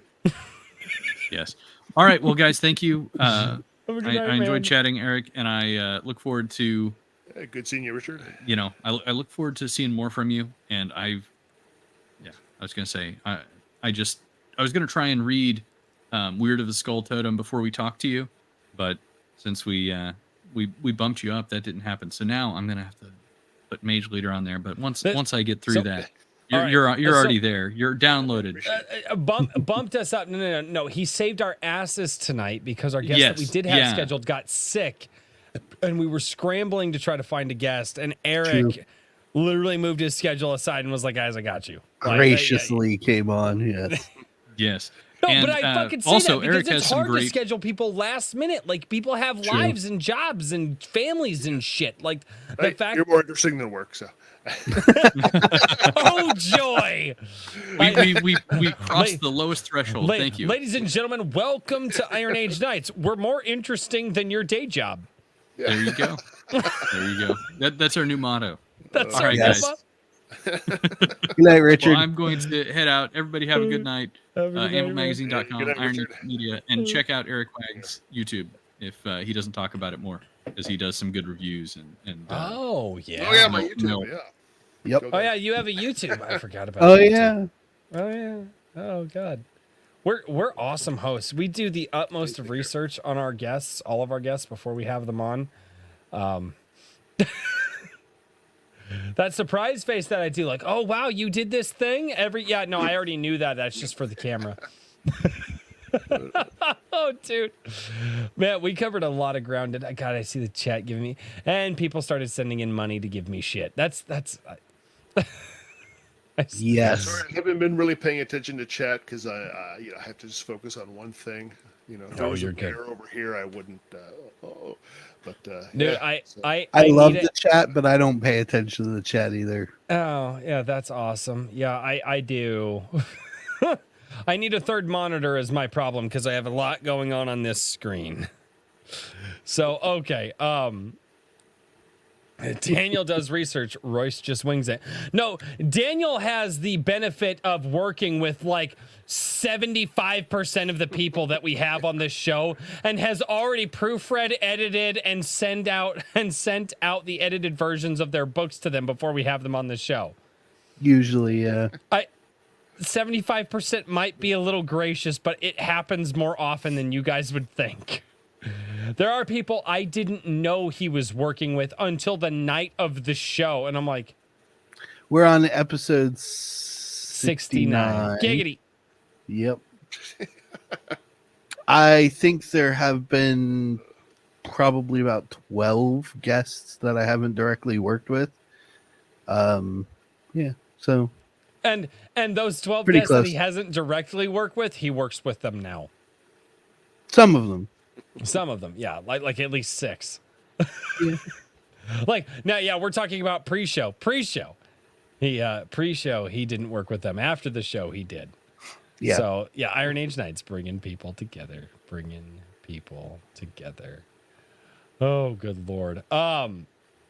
Eric, It's fun. what man. more do you want to tell us about what you got going on before we get to super chats? Yeah, I think he we needs to covered it all, talk up weird a little bit more. Yeah, he probably should. It's a new Oh yeah, girl. let's talk about. I need an elevator pitch. Weird Mhm. is No follow elevator pitch. Scarlet- Elevator pitches are 1 minute. We've got a show to do. whole Talk show. long. Yeah. Yeah, it follows Scarta's success at the end of Citadel of Seven Swords. Starts out with a small piracy adventure, and then things go downhill when they're shipwrecked. And it's an adventure of basically solving one problem to dig yourself into a bigger hole, and it just keeps getting worse and worse. It's sword and sorcery mixed with horror, and yeah, a lot of gruesome fun. Can you get any closer to your microphone or adjust the microphone closer to you? Sorry, Yeah. that was just a question. Yeah, how's that? That is much better. Yeah, I'm still working with this thing, so No, getting you're good. used to it. The way that I always do it is you do hang 10, and then that's about the farthest away that you want to be. If you just relax your hand, normal position, and you can touch your thumb to your lip, and then you can touch your pinky. But yeah, the hang 10, like the full hang 10, that's about as far away as you want to be. But yeah, that's microphone stuff. I want to talk about microphone stuff. But dude, I'm glad you like that SM58. I have to practically eat mine. Royce yells at me for not being able to be heard. Well, I made a whole video the other day, and I guess I don't know. Can you hear this? Is it crackling up now? I don't know Not if it's yet. crackling up. No. Anyway, Oh, wait, it's it kind of just is. yeah, there's this metal Oh, bit yeah. here, and when it touches it crackles like it's awful. So I recorded this entire video, and it's Oh. yeah. Not great. Well, you've got a double pop filter there. You've got the windscreen, which actually that has a built-in pop filter. That's the good thing about that one. But Yeah. anyway, sorry, microphone talk. Damn it, I'm not supposed to do that. People leave when I start talking about microphones. You should be within 6 inches of the microphone. Yeah, that's literally that's the There we hang go. 10, dude. There we go. Just don't yeah. eat it. Nope. Don't cup the mic. Depending on the microphone, you have to. Every microphone is different, but that's why I always recommend for anybody getting into microphones, the easiest and best microphones to get into are the 58 or the 57. Period, because they are the most forgiving microphone. This thing here is a $400 microphone, and there are people who will tell me, hold on. Let's get this guy going here. Hold on. We're going to switch some things. Nope, not that one. But I'm there are waiting people for who the tell me day. that this microphone actually sounds better than this microphone? Yeah, they both It sound does. good. You know. There are people, yeah, like it's $100 mic. You almost can't beat it.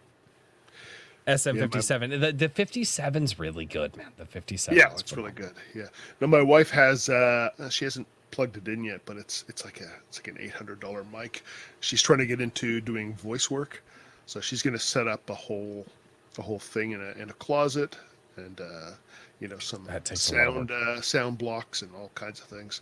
You But that's just too Blankets. much for me. Yeah. You can do that with this. You can do that with these, and it's a lot easier and it's a lot more forgiving. But that's, and well, the only thing that kills me in my setup is I happen to have when the fan for the furnace kicks on, it hits a frequency that I can't deaden, and so I like if I were to do more voice work than just what I've done for like the Ruthless comic or some other people that have asked, I actually have to. And I'm actually actively working on that too. I have I've Cutting got out ambient noises. Yeah. So this is good because it just picks up your voice. yeah, it's a directional microphone. It's fantastic. What's the other kind? It's not directional. It's is it cardioid or something like that. Well, no, that's the type of diaphragm. So you have you've got your various different diaphragms, and there's 2 or 3 popular ones. The third one's like not almost existent though. But you've got your cardioid microphones.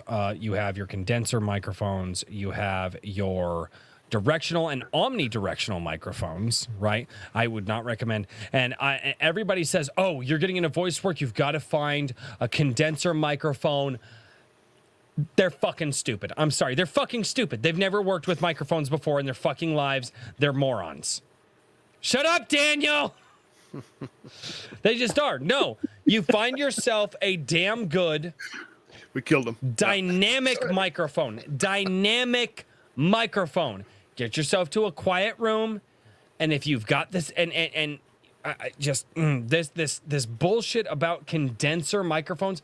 A condenser microphone will pick up a fly fart 3 houses down the fucking road unless you have a soundproofed house. It just fucking will. Yeah. They're fucking no. And people who do that, they are entry level. Do not fucking listen to them unless you have a setup. Unless you know what you're doing with a high dollar condenser microphone, do not get one. You can do it with a dynamic microphone. You can do it with this SM57 or the SM58. It's fine. You can pull it off and it would be fantastic. The reason that I would use the 57 over this one when it comes to like voice work, this one has a lot of stuff in it that already does things that I wanted specifically for the show. But you don't want to have a microphone that does a whole bunch of shit when you're sending that off for voice work, because the person who's receiving that voice work from you probably wants to do their own edits, wants to do their own audio work. But yeah, the idea that you need expensive ass condenser microphones, they're wrong. Or even just condenser microphones to start off to begin with. No, you can do it with dynamic microphones. Again, the SM57, the SM58, the AKG, what is it? The AKG 150 something. AKG has a fantastic dynamic mic as well. God, I don't remember what that one is. If you wanted to step up a little more, you could get the Shure Beta 58. Like, there's a lot of options out there that are dynamic. They're fucking great for the voice, and as long as you mute the room enough, it's only going to pick up you and only you. It's going to be great. Sorry. Yeah. Oh no. I'm sorry. Damn it. Sorry. I was holding that in.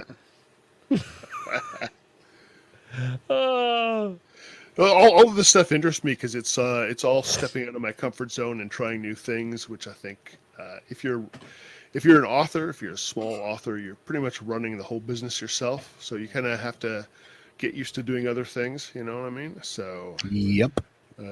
Got a mic. I just figuring out how to use editing software.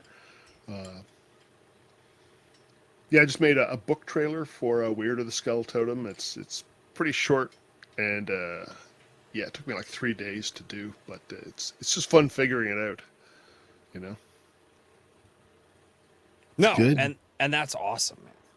We're gonna do the rest of the show with the SM57 because I've been talking about it. And There we go. there we go. Does it sound horribly different? Probably. That's almost the same. Definitely. Yeah. Excuse me. You're good. I use Audio Technica 2020. Good enough, but I like the Shure SM57. Yeah. No, the SM57 is great. It's great. It is a little brighter. Again, there's a lot of stuff going on with this microphone internally with chipsets and things like that. This is the Aston Stealth. I really like this microphone because of its voicing and some of the things they can pull off. But let's talk. Yeah. All right. I feel like I have derailed this conversation so damn much, and I apologize. Back to swords. Yes. Do it. Back What's to your sword. favorite sword?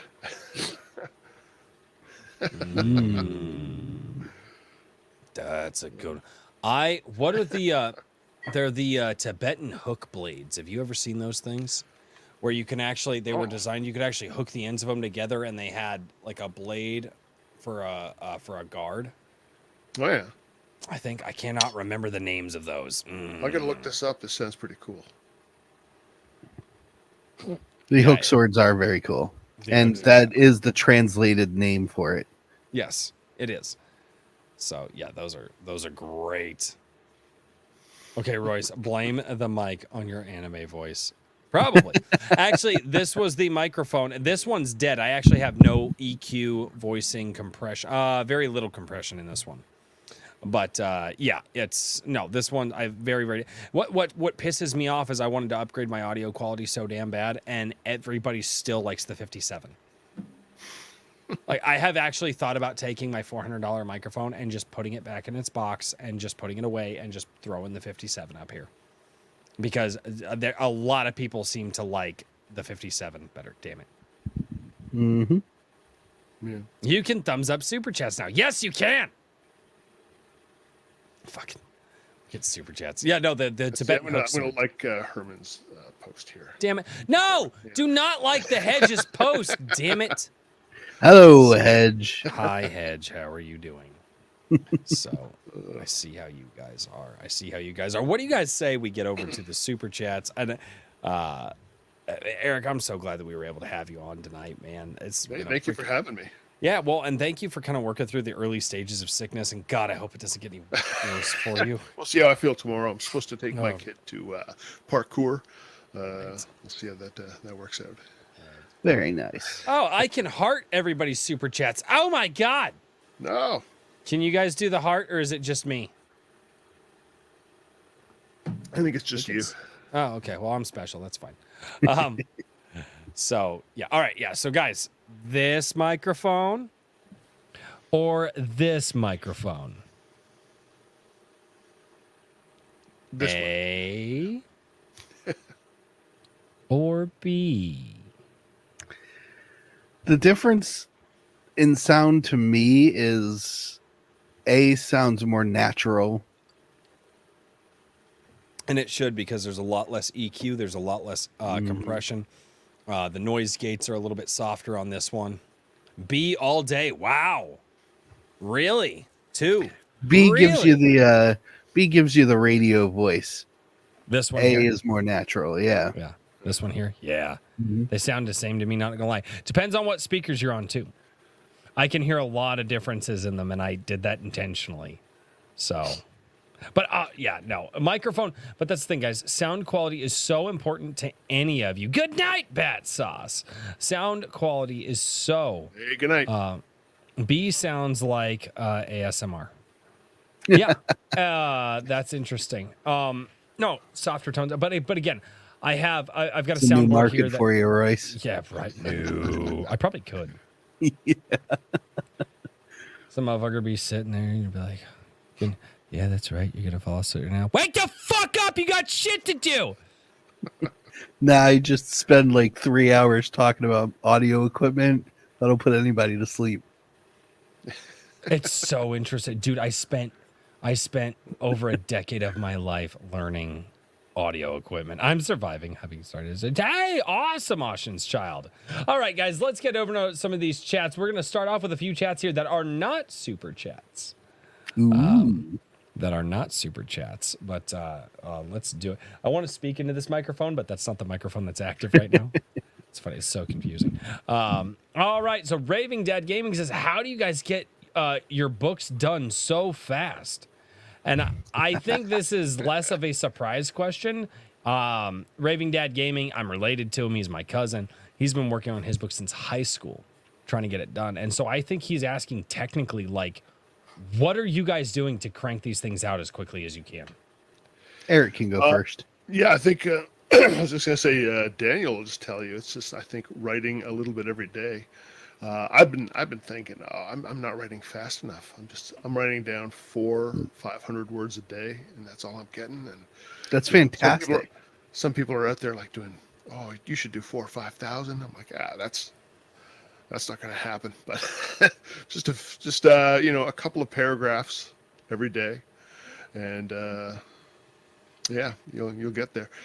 Yeah, there's some pulp writers out there that get in the pulp mindset, the pulp grind, and do 5,000 words a day, and that won't happen until it's at least my full-time job, if that ever happens. Right.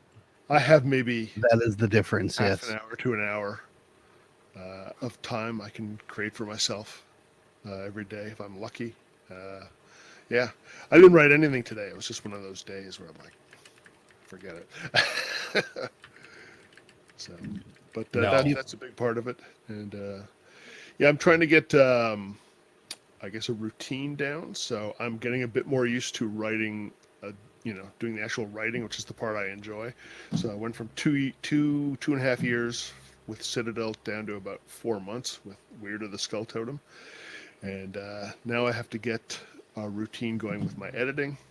So when I sent Daniel and Dr. John Parse my beta reader, Weird of the Skull Totem, I sent out a very rough copy because I thought, these guys are great at the developmental stuff. So I'll just send out something a little rougher and let them go at it. And I think it kind of backfired because I was getting a lot more comments. I think I had to spend more energy working with at a line level or paragraph level.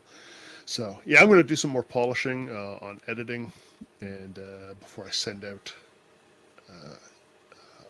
manuscripts for editing. Yeah, so I'm working on the process, but I'd like to get that editing down to a lot shorter period. Yep. There you go, Daniel. How about you? 500 words is perfect. That's exceptional in the world of writing. So if you can do that 500 words in a day, you do that for 5 days straight, you've got 2,500 in the bag.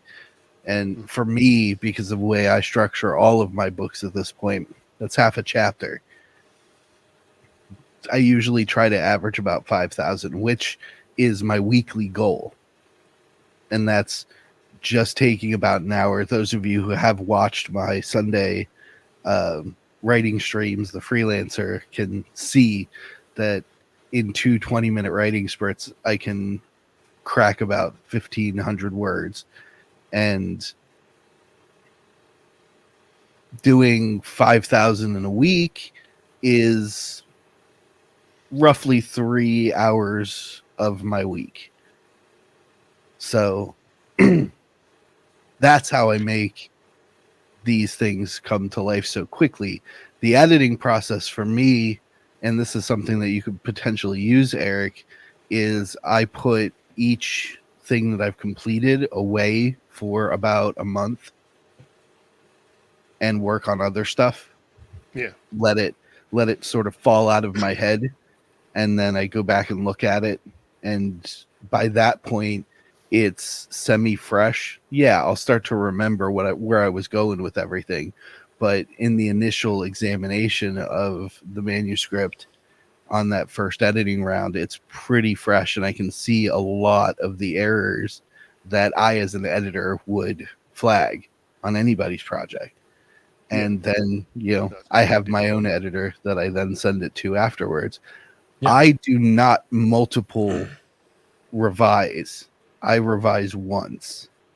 But that's because I'm trained to do this for everybody else. I have a little bit of an advantage on it. Yeah. Generally speaking, the editing part takes longer than the writing. Yeah, the writing can flow, although I do get caught up, when I'm writing something and I don't think has quite hit it, I kind of stop, which is not really something you should do. Just keep going. No, yeah, you should keep going. Yeah. And Never stop when you get stuck. Just yeah, just keep no. going. Well, that's what I've heard from every writer. Just Mhm. if you feel like you're getting stuck, like, man, I just don't know what to write next, just stream of consciousness onto the page. Yep.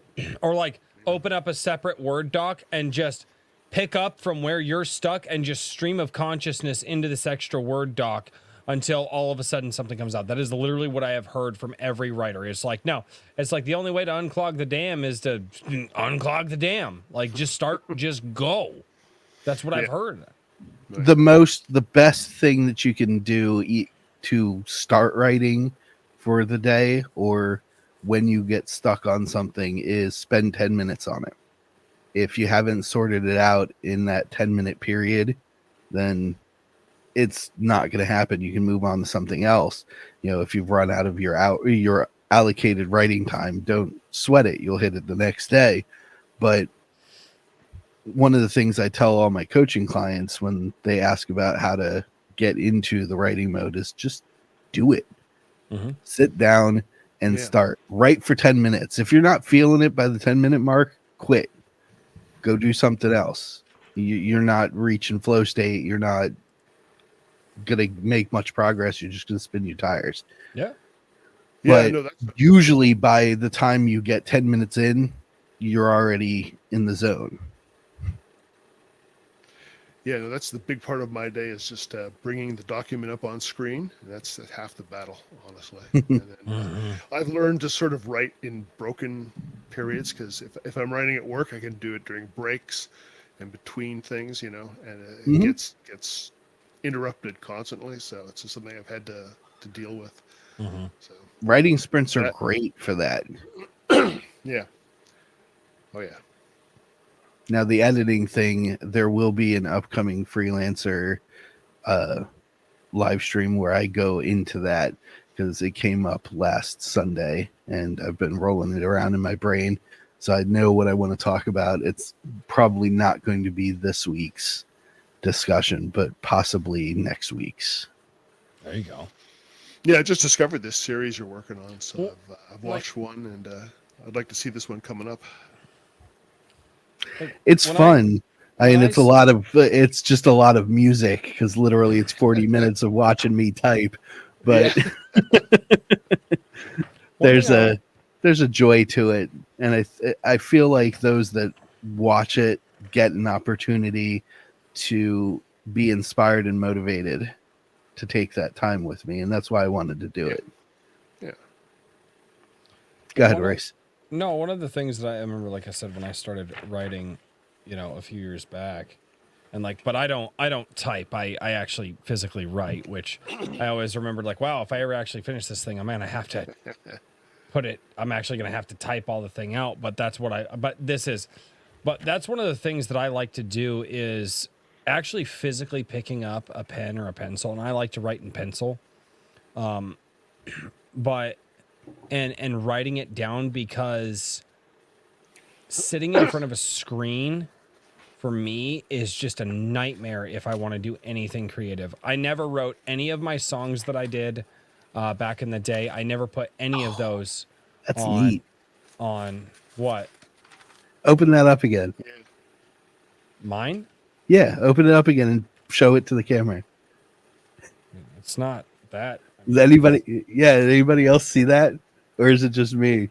His camera darkens whenever he opens the notebook. Yeah. Oh no. Yeah, that's my camera. That's the Logitech Brio. Yeah. And it's the auto white lighting. Yeah. And so if I have it's just so cool. So if I actually tilt it and the lights from my LEDs that I have, yeah. Yeah. But That's yeah, awesome. that's Oh, my yeah. physical like. But that was the thing for me is I absolutely detest I'm a typing little on a drunk, computer. I amused by abs things.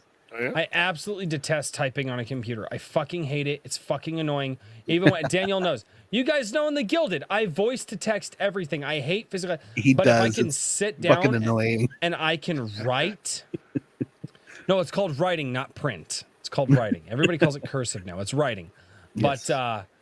But no, but that was the thing for me is because I could sit down and yes, it takes longer. It does take longer to physically write it on the page. But the cool thing is whenever I had to go put it into a document, it was already there. And I could do it because I don't know, there's something about physically writing Yeah, totally. that Excuse me. there is something for me about physically writing that it's like I'm writing only fast enough and it causes me to slow down and actually think. Yes. And I can't actually go too fast because Right. I'm thinking about, how and making sure that it's not only that, but when I'm actually sitting there, I'm actually, believe it or not, something my mom drilled into me. I'm always practicing my penmanship because my mom just drilled that into me. She's like, if you're writing on paper, always practice, always pay attention to the details. And so I'm always thinking about that too. And that for me, when I was doing it, when I was sitting down, I gave myself 30 minutes a day. 30 minutes a day. That's it. I don't want to go any more than 30 minutes a day because I got other shit going on. And I actually have another notebook that has many, many pages. I just don't know where it is. I was writing the history of the world that I was working in and then the main story of the world that I was working in simultaneously back and forth. That was the other thing that I was doing. Because It's a lot of work. It didn't feel like it. Because it was like, okay, well, I'm going to talk about this character in my book and like what they're going to do. And, well, why does that character exist? What the fuck? And I could go back into the origins of the world and kind of talk about the landscape and the things like that and like how their backstory happened. And so I could actually write that in the history of the world. And it actually felt really natural to me. It was The second document was your stream of consciousness doc. yeah, exactly. And that's exactly what it was. And so if there were any questions that I had about, oh shit, did I write myself into a corner? Well, no, I didn't because I had it all over here. And I actually, believe it or not, I have actually no fucking idea where that second document is. That's a shame. It's in a book here. I have all my notebooks. It's just when we moved, some things got put in boxes that I saw. But yeah, but that's what I was doing. I was writing the history of the world. I was coming up with the mythos of the world, the mythos first. Yeah. And then the main story, and I was writing it all like simultaneously on one day. And if I would go, well, fuck, I can't figure out because I just, the bad part with me is, I couldn't figure out the main story. So I just went over here to the mythos and I was like, oh, this is really cool. And so I started writing that. And the next day I was like, okay, cool. I know how to, cause the mythos of the story is really cool because you're not moving pawns on the chessboard, but the actual story, I was moving pawns on the chessboard and it's like, okay, well, that has to be a move that sounds natural to the story. How do I do that? And I was like, well, fuck that right now. I'm gonna go back here and write down some more mythos. But that was really cool for me. That's what helped me do that. Yes. And that's the back end of writing is setting up what some call the Bible, your reference source. Well, it was actually your brain dump, your stream of consciousness, whatever you want to call it. That's back end. And that takes its own time. That's not part of the actual writing process. I was actually, if I ever did this, I would not have done it until both of the works were completed and ready to publish. And I would have sold both of them as a 2-book package. And I still may do this if I can find the other book. That'd be cool. Because I still have the story in my head and I still have this was years ago. I was just fiddling with it. But, and this was fucking 5 years ago before we even started any of this, before I even knew that I was going to be here. But I would not have published it unless both things were ready to go and they were ready to sell as a package deal or could be sold as a package deal. That was what I planned on doing because, what are the questions here? But they're already answered over here. I don't need Right. to have them there. You know, I can have the compendium, the appendices, right, over here, and people could learn about the history of the world that way. And I was really looking into Tolkien at the time and seeing what he was doing, and very inspired by the Silmarillion, and very inspired by the Lord of the Rings, and all of that, and seeing what he did, and it made a lot of sense to me.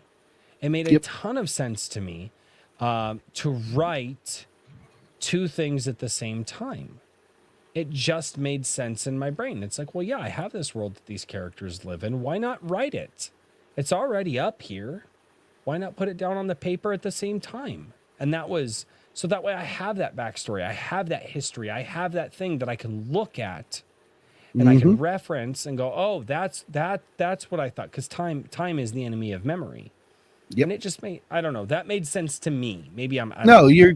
you're pretty close.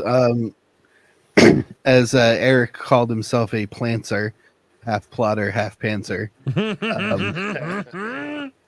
I am a full plotter. So last week I released 3 basically half-page synopsis about Gabriel, Hannah, and Hasegawa from Jisedai on Twix.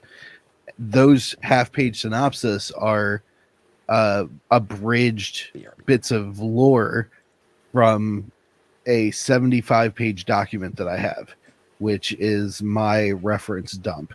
And that was written before I even started writing the first book. I had planned all of this information out by brain dumping all these concepts and character ideas, and things changed between when I started and ended and streamlined.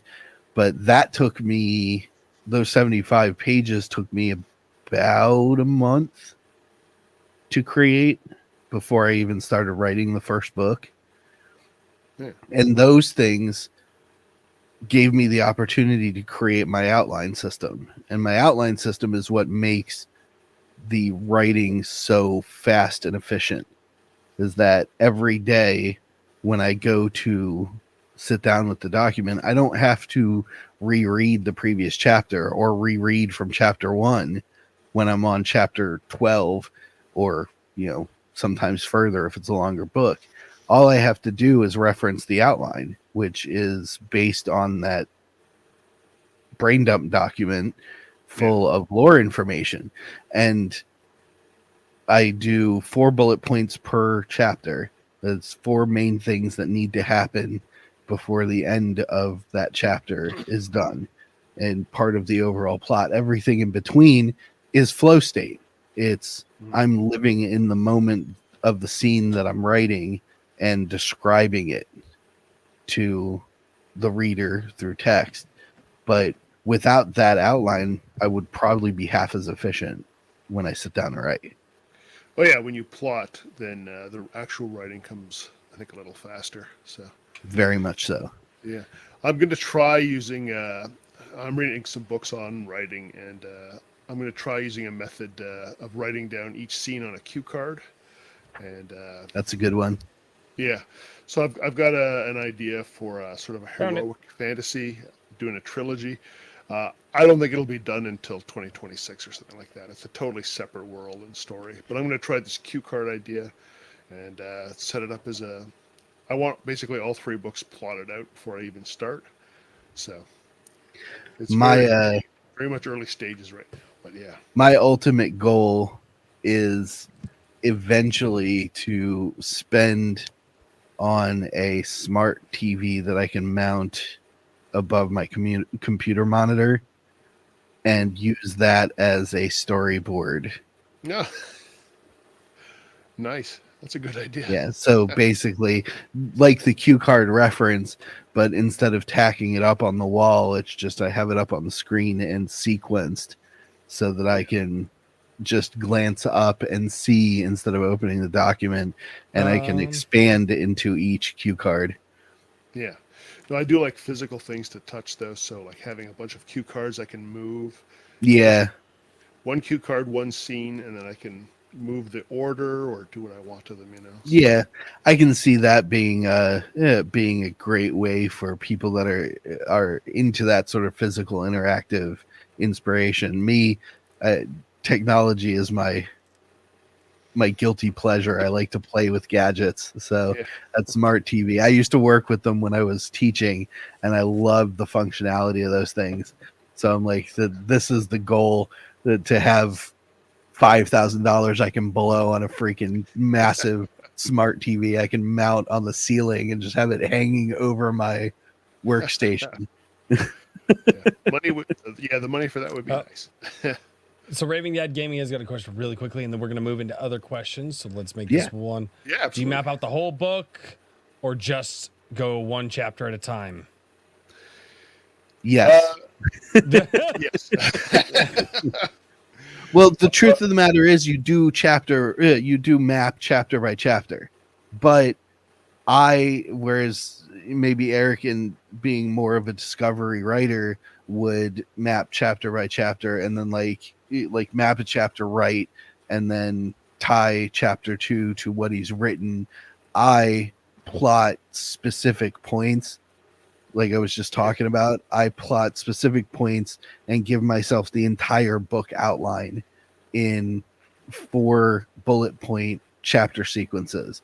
So it's this happens, this happens, this happens, this happens, chapter's over.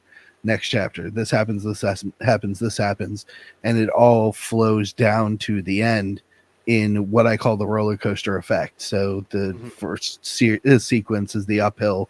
Things are a little bit slower, and you're getting into the experience. Then you reach the peak, and then it all comes crashing down towards the end, and the pace ramps up exponentially. And doing that allows me the freedom to discover while I'm writing, but still gives me the roadmap to write efficiently. Well, similar for myself. I just, like I said, I have maybe 8 to 12 bullet points for the book, and that just gives me the greater outline. And then I just I start writing. I want to keep chapters to about 3,000 words. Don't want to go too big. So when I get to that point, I start thinking maybe some story element to cut it off and move to the next chapter. And as I go, I leave notes for myself at the bottom of the document, and I can I've seen those into the next document for the next chapter. And if it gets too big, I think, well, I'm going to have to just chop this up into 2. It's fairly crude, I suppose, but ain't broke, don't fix it. And like I said, I'm not again, stuff I toyed around with in the past, but it is something I still do for my YouTube videos to this day. My bullet points were never on paper. My bullet points were, I had a good idea of where I wanted to go, but it was, I wanted to talk. Like, I'd talk to my wife, and I'd tell her like where I wanted to go, because I'm a verbal person. And so for me, that helped, talking to somebody just before I sat down to write the thing for the night. To bullet always point, helps. Like that really helped. Oh, because that invigorated me, because somebody wanted to listen, and my wife, she would listen to me. But so I would do stuff like that just as a quick, and I still do it with my YouTube videos, believe it or not, like because I don't script them. And my wife, she'll sit there and she'll listen to me, and it really it really helps me verbally. That's the other thing too. And the only reason I offer that is not because I'm authoring a book right now. I don't know. I might start writing again. Who knows? It was just something I did for a short time, but I would say don't write off the unconventional techniques, because I do things very unconventionally, but they work for me. Yes. Because that's just me, and I'm fucking weird. And never discount yourself as being fucking not weird. Like, you might be weird in your own way, and you may have a process that just does not make sense to somebody else. But don't write that process off, because if it's the most efficient way for you to get something done, then it's the thing that you should be doing. Yeah. Well, you bring up an important point, because when you're speaking or listening or writing textually, those are all using different parts of your brain. So correct. Some people like more verbal. Some people like to go more textually, and for instance, when I'm editing, one of the edits I do is a listen edit, and I just get Microsoft Word to speak out to me. It's a terrible voice, but I've gotten used to it, and it's I catch so much going on just listening to what's going on, and I think, okay, this sentence did not work. I gotta redo this. Yeah. So yeah. Yep, you can hear it. Yeah. Everly Music says, "What does scarred mean?" It's just a cool name. There you go. That's it. I love it. It doesn't need to be anything more than that. Doesn't. Yeah. Well, when I come up with names, it's I find real world names, sort of like Robert E. Howard did, and then I go a step beyond and I just rearrange names and take bits out or change vowels till I get something that sounds right. So. Yep. Fucking fantasy names. Yep. Mm-hmm. Fucking fantasy Made it names. up. I made it up. I know people that made fantasy names out of their children's names, and I was like, I knew people. They would name their kids like normal people names, but the spelling was so fucked up, and they were like, no, because we wanted it to be unique. I was like, then why didn't you name them something unique? Mm-hmm. Why did you literally make their life hell? Oh, yeah. Blame the late 90s, early 2000s basic bitch trend of naming children Nevea. Dude, we That's such almost Gen X we thing, I think. That's, almost It's heaven backwards. It's so neat. we almost named our oldest Isabella because I love the name. But then I think Twilight was popular at the time. And we looked up the most popular. Isabella was the most popular fucking name for like 5 fucking. We're like, we're not naming our daughter. We're not doing it. We're not. No. All right. The Ultimate Kahuna for $2 says, "All hail Eric the Barbarian." Woo! Best 80s fantasy. There you go, man. Oh, thank you. Truth. Ultimate Kahuna. Yeah. Mage Leader for $5. If you can't handle apostrophes, steer clear of Lovecraft. Finglue, I don't know, McGlorfin motherfucker, Cthulhu, I know that one. Rayleigh, Waganaga, dude, you guys are gonna make me say some racist shit. That's what that is. That's some racist shit that you're trying to get me. What the hell? Or you'll summon something. Yeah, Yeah, that's I'm gonna summon a racist. Lovecraft. That's what I'm gonna summon. That's a racist summoning rich. I don't even know what that is, but it's gonna get me banned on YouTube. Yeah. Lovecraft's Elder Speak. Yeah, he was a little weird, but Dude, a little weird. I've heard some breakdowns on him before, and because I was like, oh yeah, he sounds interesting. Maybe I'll. And then I heard some breakdowns, and I was like, yeah, you know what? I'm good. Like, I thought Poe was a little weird, but I liked the weird that Poe was. I'm steering clear. Yeah. All the most interesting people are fucking weird. yeah. Fucking weird. The Ultimate Kahuna for $5. Everyone give it their best shot. It's a fairly well-known Hawaiian word. Do your best.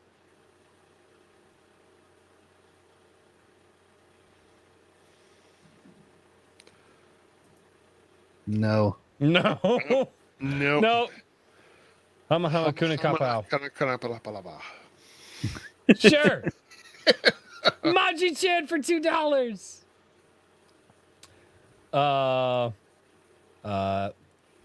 Esagor. I would say that is Esagor. Close, yeah. It's a guava. Colloquially, the phonetically, the way that you would say that. Royce, take a big shot. Yeah. Or Isagor.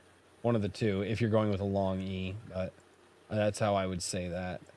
I think the E is pronounced. It's like Rico Suave. Rico Suave. Maji-chan for $2. That was Maji-chan for $2. Now Maji-chan for another $2. Royce, we know you just want to do a mic drop. No, mic drops are terrible for microphones.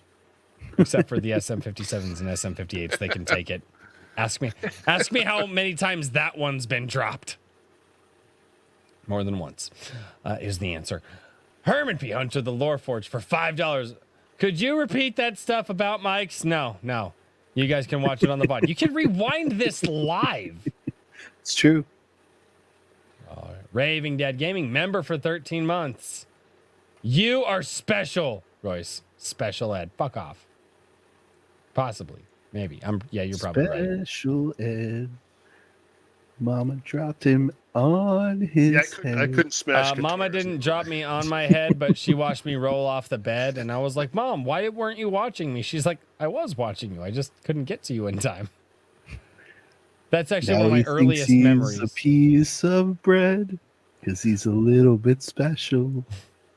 Mario Trujillo. Remember, for 2 months, don't worry, Royce. We are all special in this chat. No, the fuck we're not. I'm not in this chat. You guys are in the chat. I'm out of the chat. Royce is that's above what you you're all. I didn't say I was above them. That's fucking. I'm not a narcissist, you fuck. I'm just not like. It's just like you just like, you know, when you go to a party and you're just like, oh, I'm just not gonna stand in that corner over there with those people. Like, that's all I'm saying. They smell funny. I didn't say that. You did. I might not disagree, but I didn't say it. Sound engraver. Daniel, for writers who aren't editors, but hire editors, how many drafts is too many? Anything more than 3, then what you've reached is the overcomplication stage, which is you're going back and revising the revisions. That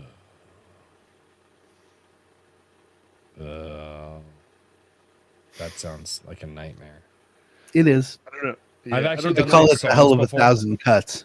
I've done that with songs before, and yeah, usually, actually, wow, I never actually thought about that, but yeah, if it was over 3 revisions of a song, like there were songs that we did like 5 or 10 revisions on, and we should have just scrapped them, and we finally Yep. did. Mhm. Yeah, wow. No, that Yeah. that actually makes a lot of sense. Well, if you think of it like, this is probably esoteric for most, but Royce will get it. If you think of it like butchery, there's only so many cuts you can make before you ruin the meat. That is highly true.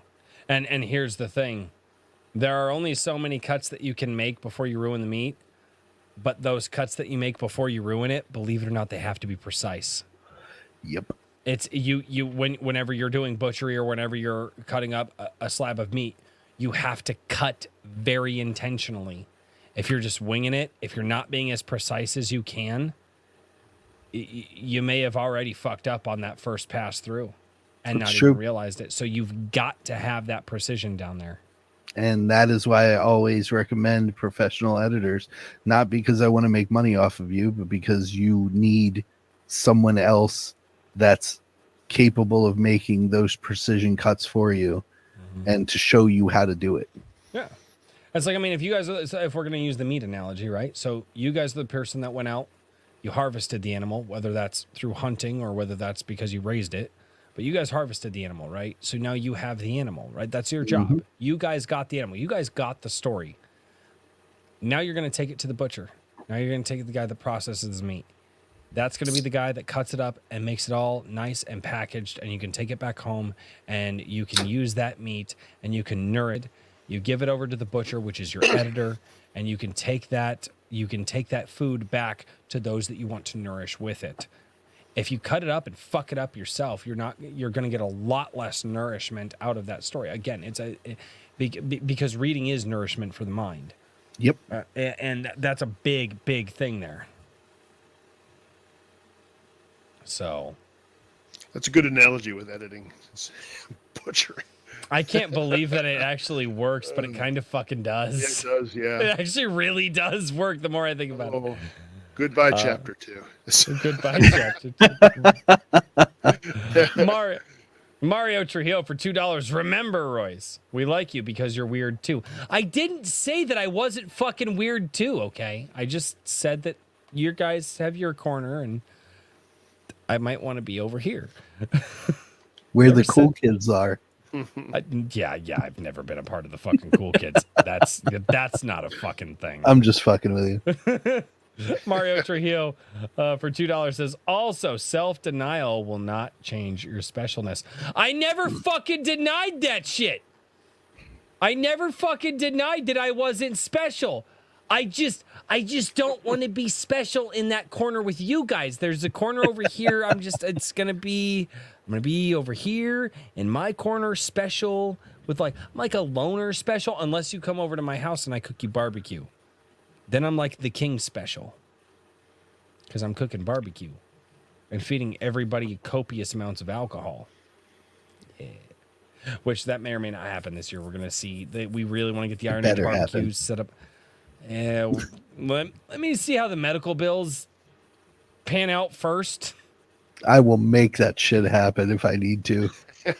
Let me see how that happens. Raving Dad, gaming for $2. Daniel, do you take books that aren't finished?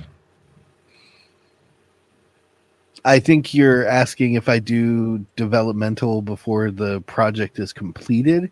And yes, those actually fall under the purview of my coaching service, which real quick is just $35 for an hour or 120 for 4 sessions. And what we'll do during that, which I do with a lot of clients, is go through what you have and expand on it. We'll get you set up with everything that you need to get to that consistent, efficient writing and finish the project. It includes a lot of brainstorming. It's fun.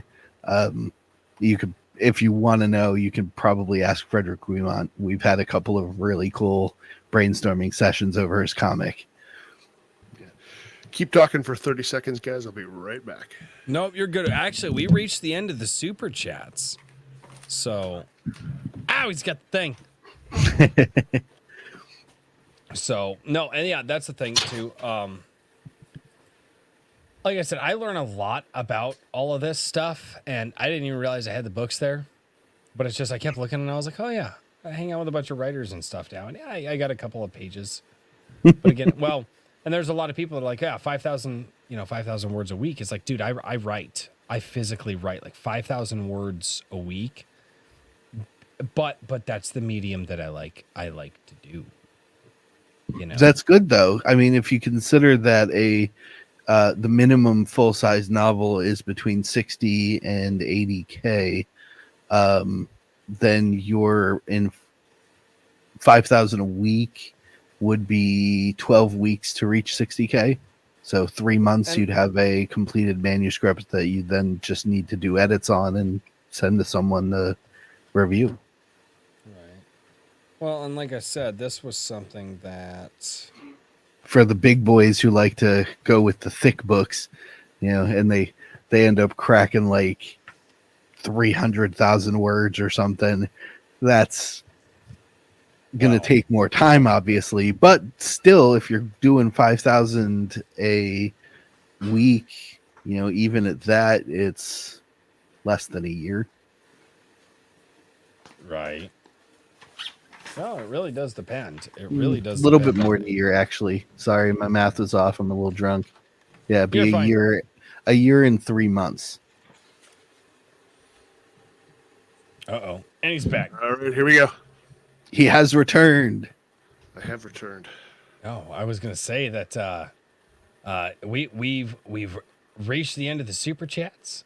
We've got Derek says he's around Raving Dad Gaming, 149K right now. Nice. So getting to that thick boy range. Yeah, they've been working on it since high school, dude. I remember when he started this thing. Hey man, epics are epics for a reason. They're big, sprawling adventures. I mean, think about John A. Douglas' The Black Crown. That thing is a thick boy, and it's jam packed with amazing stuff. Yep. Well, Mario Trujillo for $5. Don't get me started with the food analogy. Don't throw out your mess ups. They can always be used as ground meat or broth. Learn from your ups. Yeah. Keep your mistakes. Keep your mistakes. If you're good, don't hit the delete button. Hit copy and paste it over into a mistakes tab, and that way you can. I think I've said it before, but I have a. I think it's like almost 600 pages document that's my brain dump. And that's whenever I get an idea, it goes in there. And if a story doesn't make it to the end for me, like if it stalls out, even with everything that I know how to do to get to that point, they go in there. Mm-hmm. Because it may make sense to you 6 months down the road. Yeah. Maybe a story that I talk with Daniel about and actually tell him about this world that I have. And every time I talk with Daniel about this shit, I'm like, ooh, maybe I could do this thing. Probably not. I'm a fucking drunk redneck. Nobody would want to read a story by me. That moment you have is what always happens in coaching calls. Maybe I could do that. And then we just talk about it like, yeah, I could definitely do that. And I'm like, go. Here's the thing, dude, I'm a songwriter. I already know that I fucking can do it. It's just whether or not I want to set the time aside. And right now, no. That's true. But I do like to talk about it, but we'll do that offline. Ladies and gentlemen, this has been episode 69. Giggity. With Giggity 69. Oh, God. With Eric Waag. You guys have to go over to wagbooks.com and check him out. You know what? Instead of me signing off for you, Eric, why don't you tell us who you are, what you do, how you do, and where to find you? I'm Eric Waag. I love swords and hate sorcery. Check me out on wagbooks.com. My books are up on Amazon. I'm going to pull them out again. Here we go. Citadel of Seven Swords, Weird, and some books about a guy with a sword and a muscle car. Or an axe and a muscle car. Yes, axe and a muscle car. Yeah. We must ask you some questions. See, always ask the questions. Always, never not. Well, Mr. Daniel P. Riley, who are you? What do you do? How do you do? Where do we find you? I am Daniel P. Riley of whimsyland.org, literary coaching and services. You can find me on the Twix at Mr. DP Riley. And you can find all of my stuff on whimsyland.org. And I encourage you, if you are a creator, to come create with me on Sundays at 3 p.m. Eastern on my freelancer YouTube show. What I call IAK Sunday now, because Royce does Sunday coffee. I do the freelancer in the afternoon, and then you can chill with Richard at the end of the day. Yep. And that's actually a great way to say it. Yeah. I do Sunday coffee. I read all your comments. Daniel's going to walk you through some coaching, and you guys can do some gaming in a chill stream with Richard at night on IAK Sunday. We really need to get some fucking branding for that. Like, maybe we should do an outro video. I know. We should do an outro video. That would be great. Oh, my God. Ladies and gentlemen, thank you all so much for being here on IAK Iron Age Nights. Oh, wait, shit. Yeah. Hey, by the way, my name is Royce. I'm a Drink with Crazy. Well, the channel's a Drink with Crazy. You know what I'm saying. He's drunk. It's fine. Oh, no, I'm not even fucking close. I'm just having a really fun time. That's the problem. Is Royce is drunk, and I'm like, no, this is just me having fun. It's, I can do that. That's projection. I'm actually the drunk one. You're still high up in your chair. But it's very true. Ladies and gentlemen. It's intentional now. I have the table set up so that I can't slide down it. I have successfully turned my comments section into Twitter. We're going to find out on Sunday Coffee at 11 a.m. Central, the live stream that I do every single week to read all of your comments that you leave on the live stream VODs, as well as the videos I do throughout the week. This week is going to be a spicy one. There's a very, very good chance that I call some people mouth breathers, and not the people that you think. Or I may or may not have seen some messages already. Get them. Dude, Sunday, I have been literally caught so much shade from everywhere too. Like not the side that you would think. I caught shade from everywhere. I also love nice comments. A lot of people who agree with me, which is wonderful. Gained some subscribers off a bit, but fuck me sideways, ladies and gentlemen. I'm going in fucking whole hog this Sunday. So tune in at 11 a.m. Central. On Sunday, right here. And as always, until next time, cheers, everybody. Good night, everybody. Take care, everyone.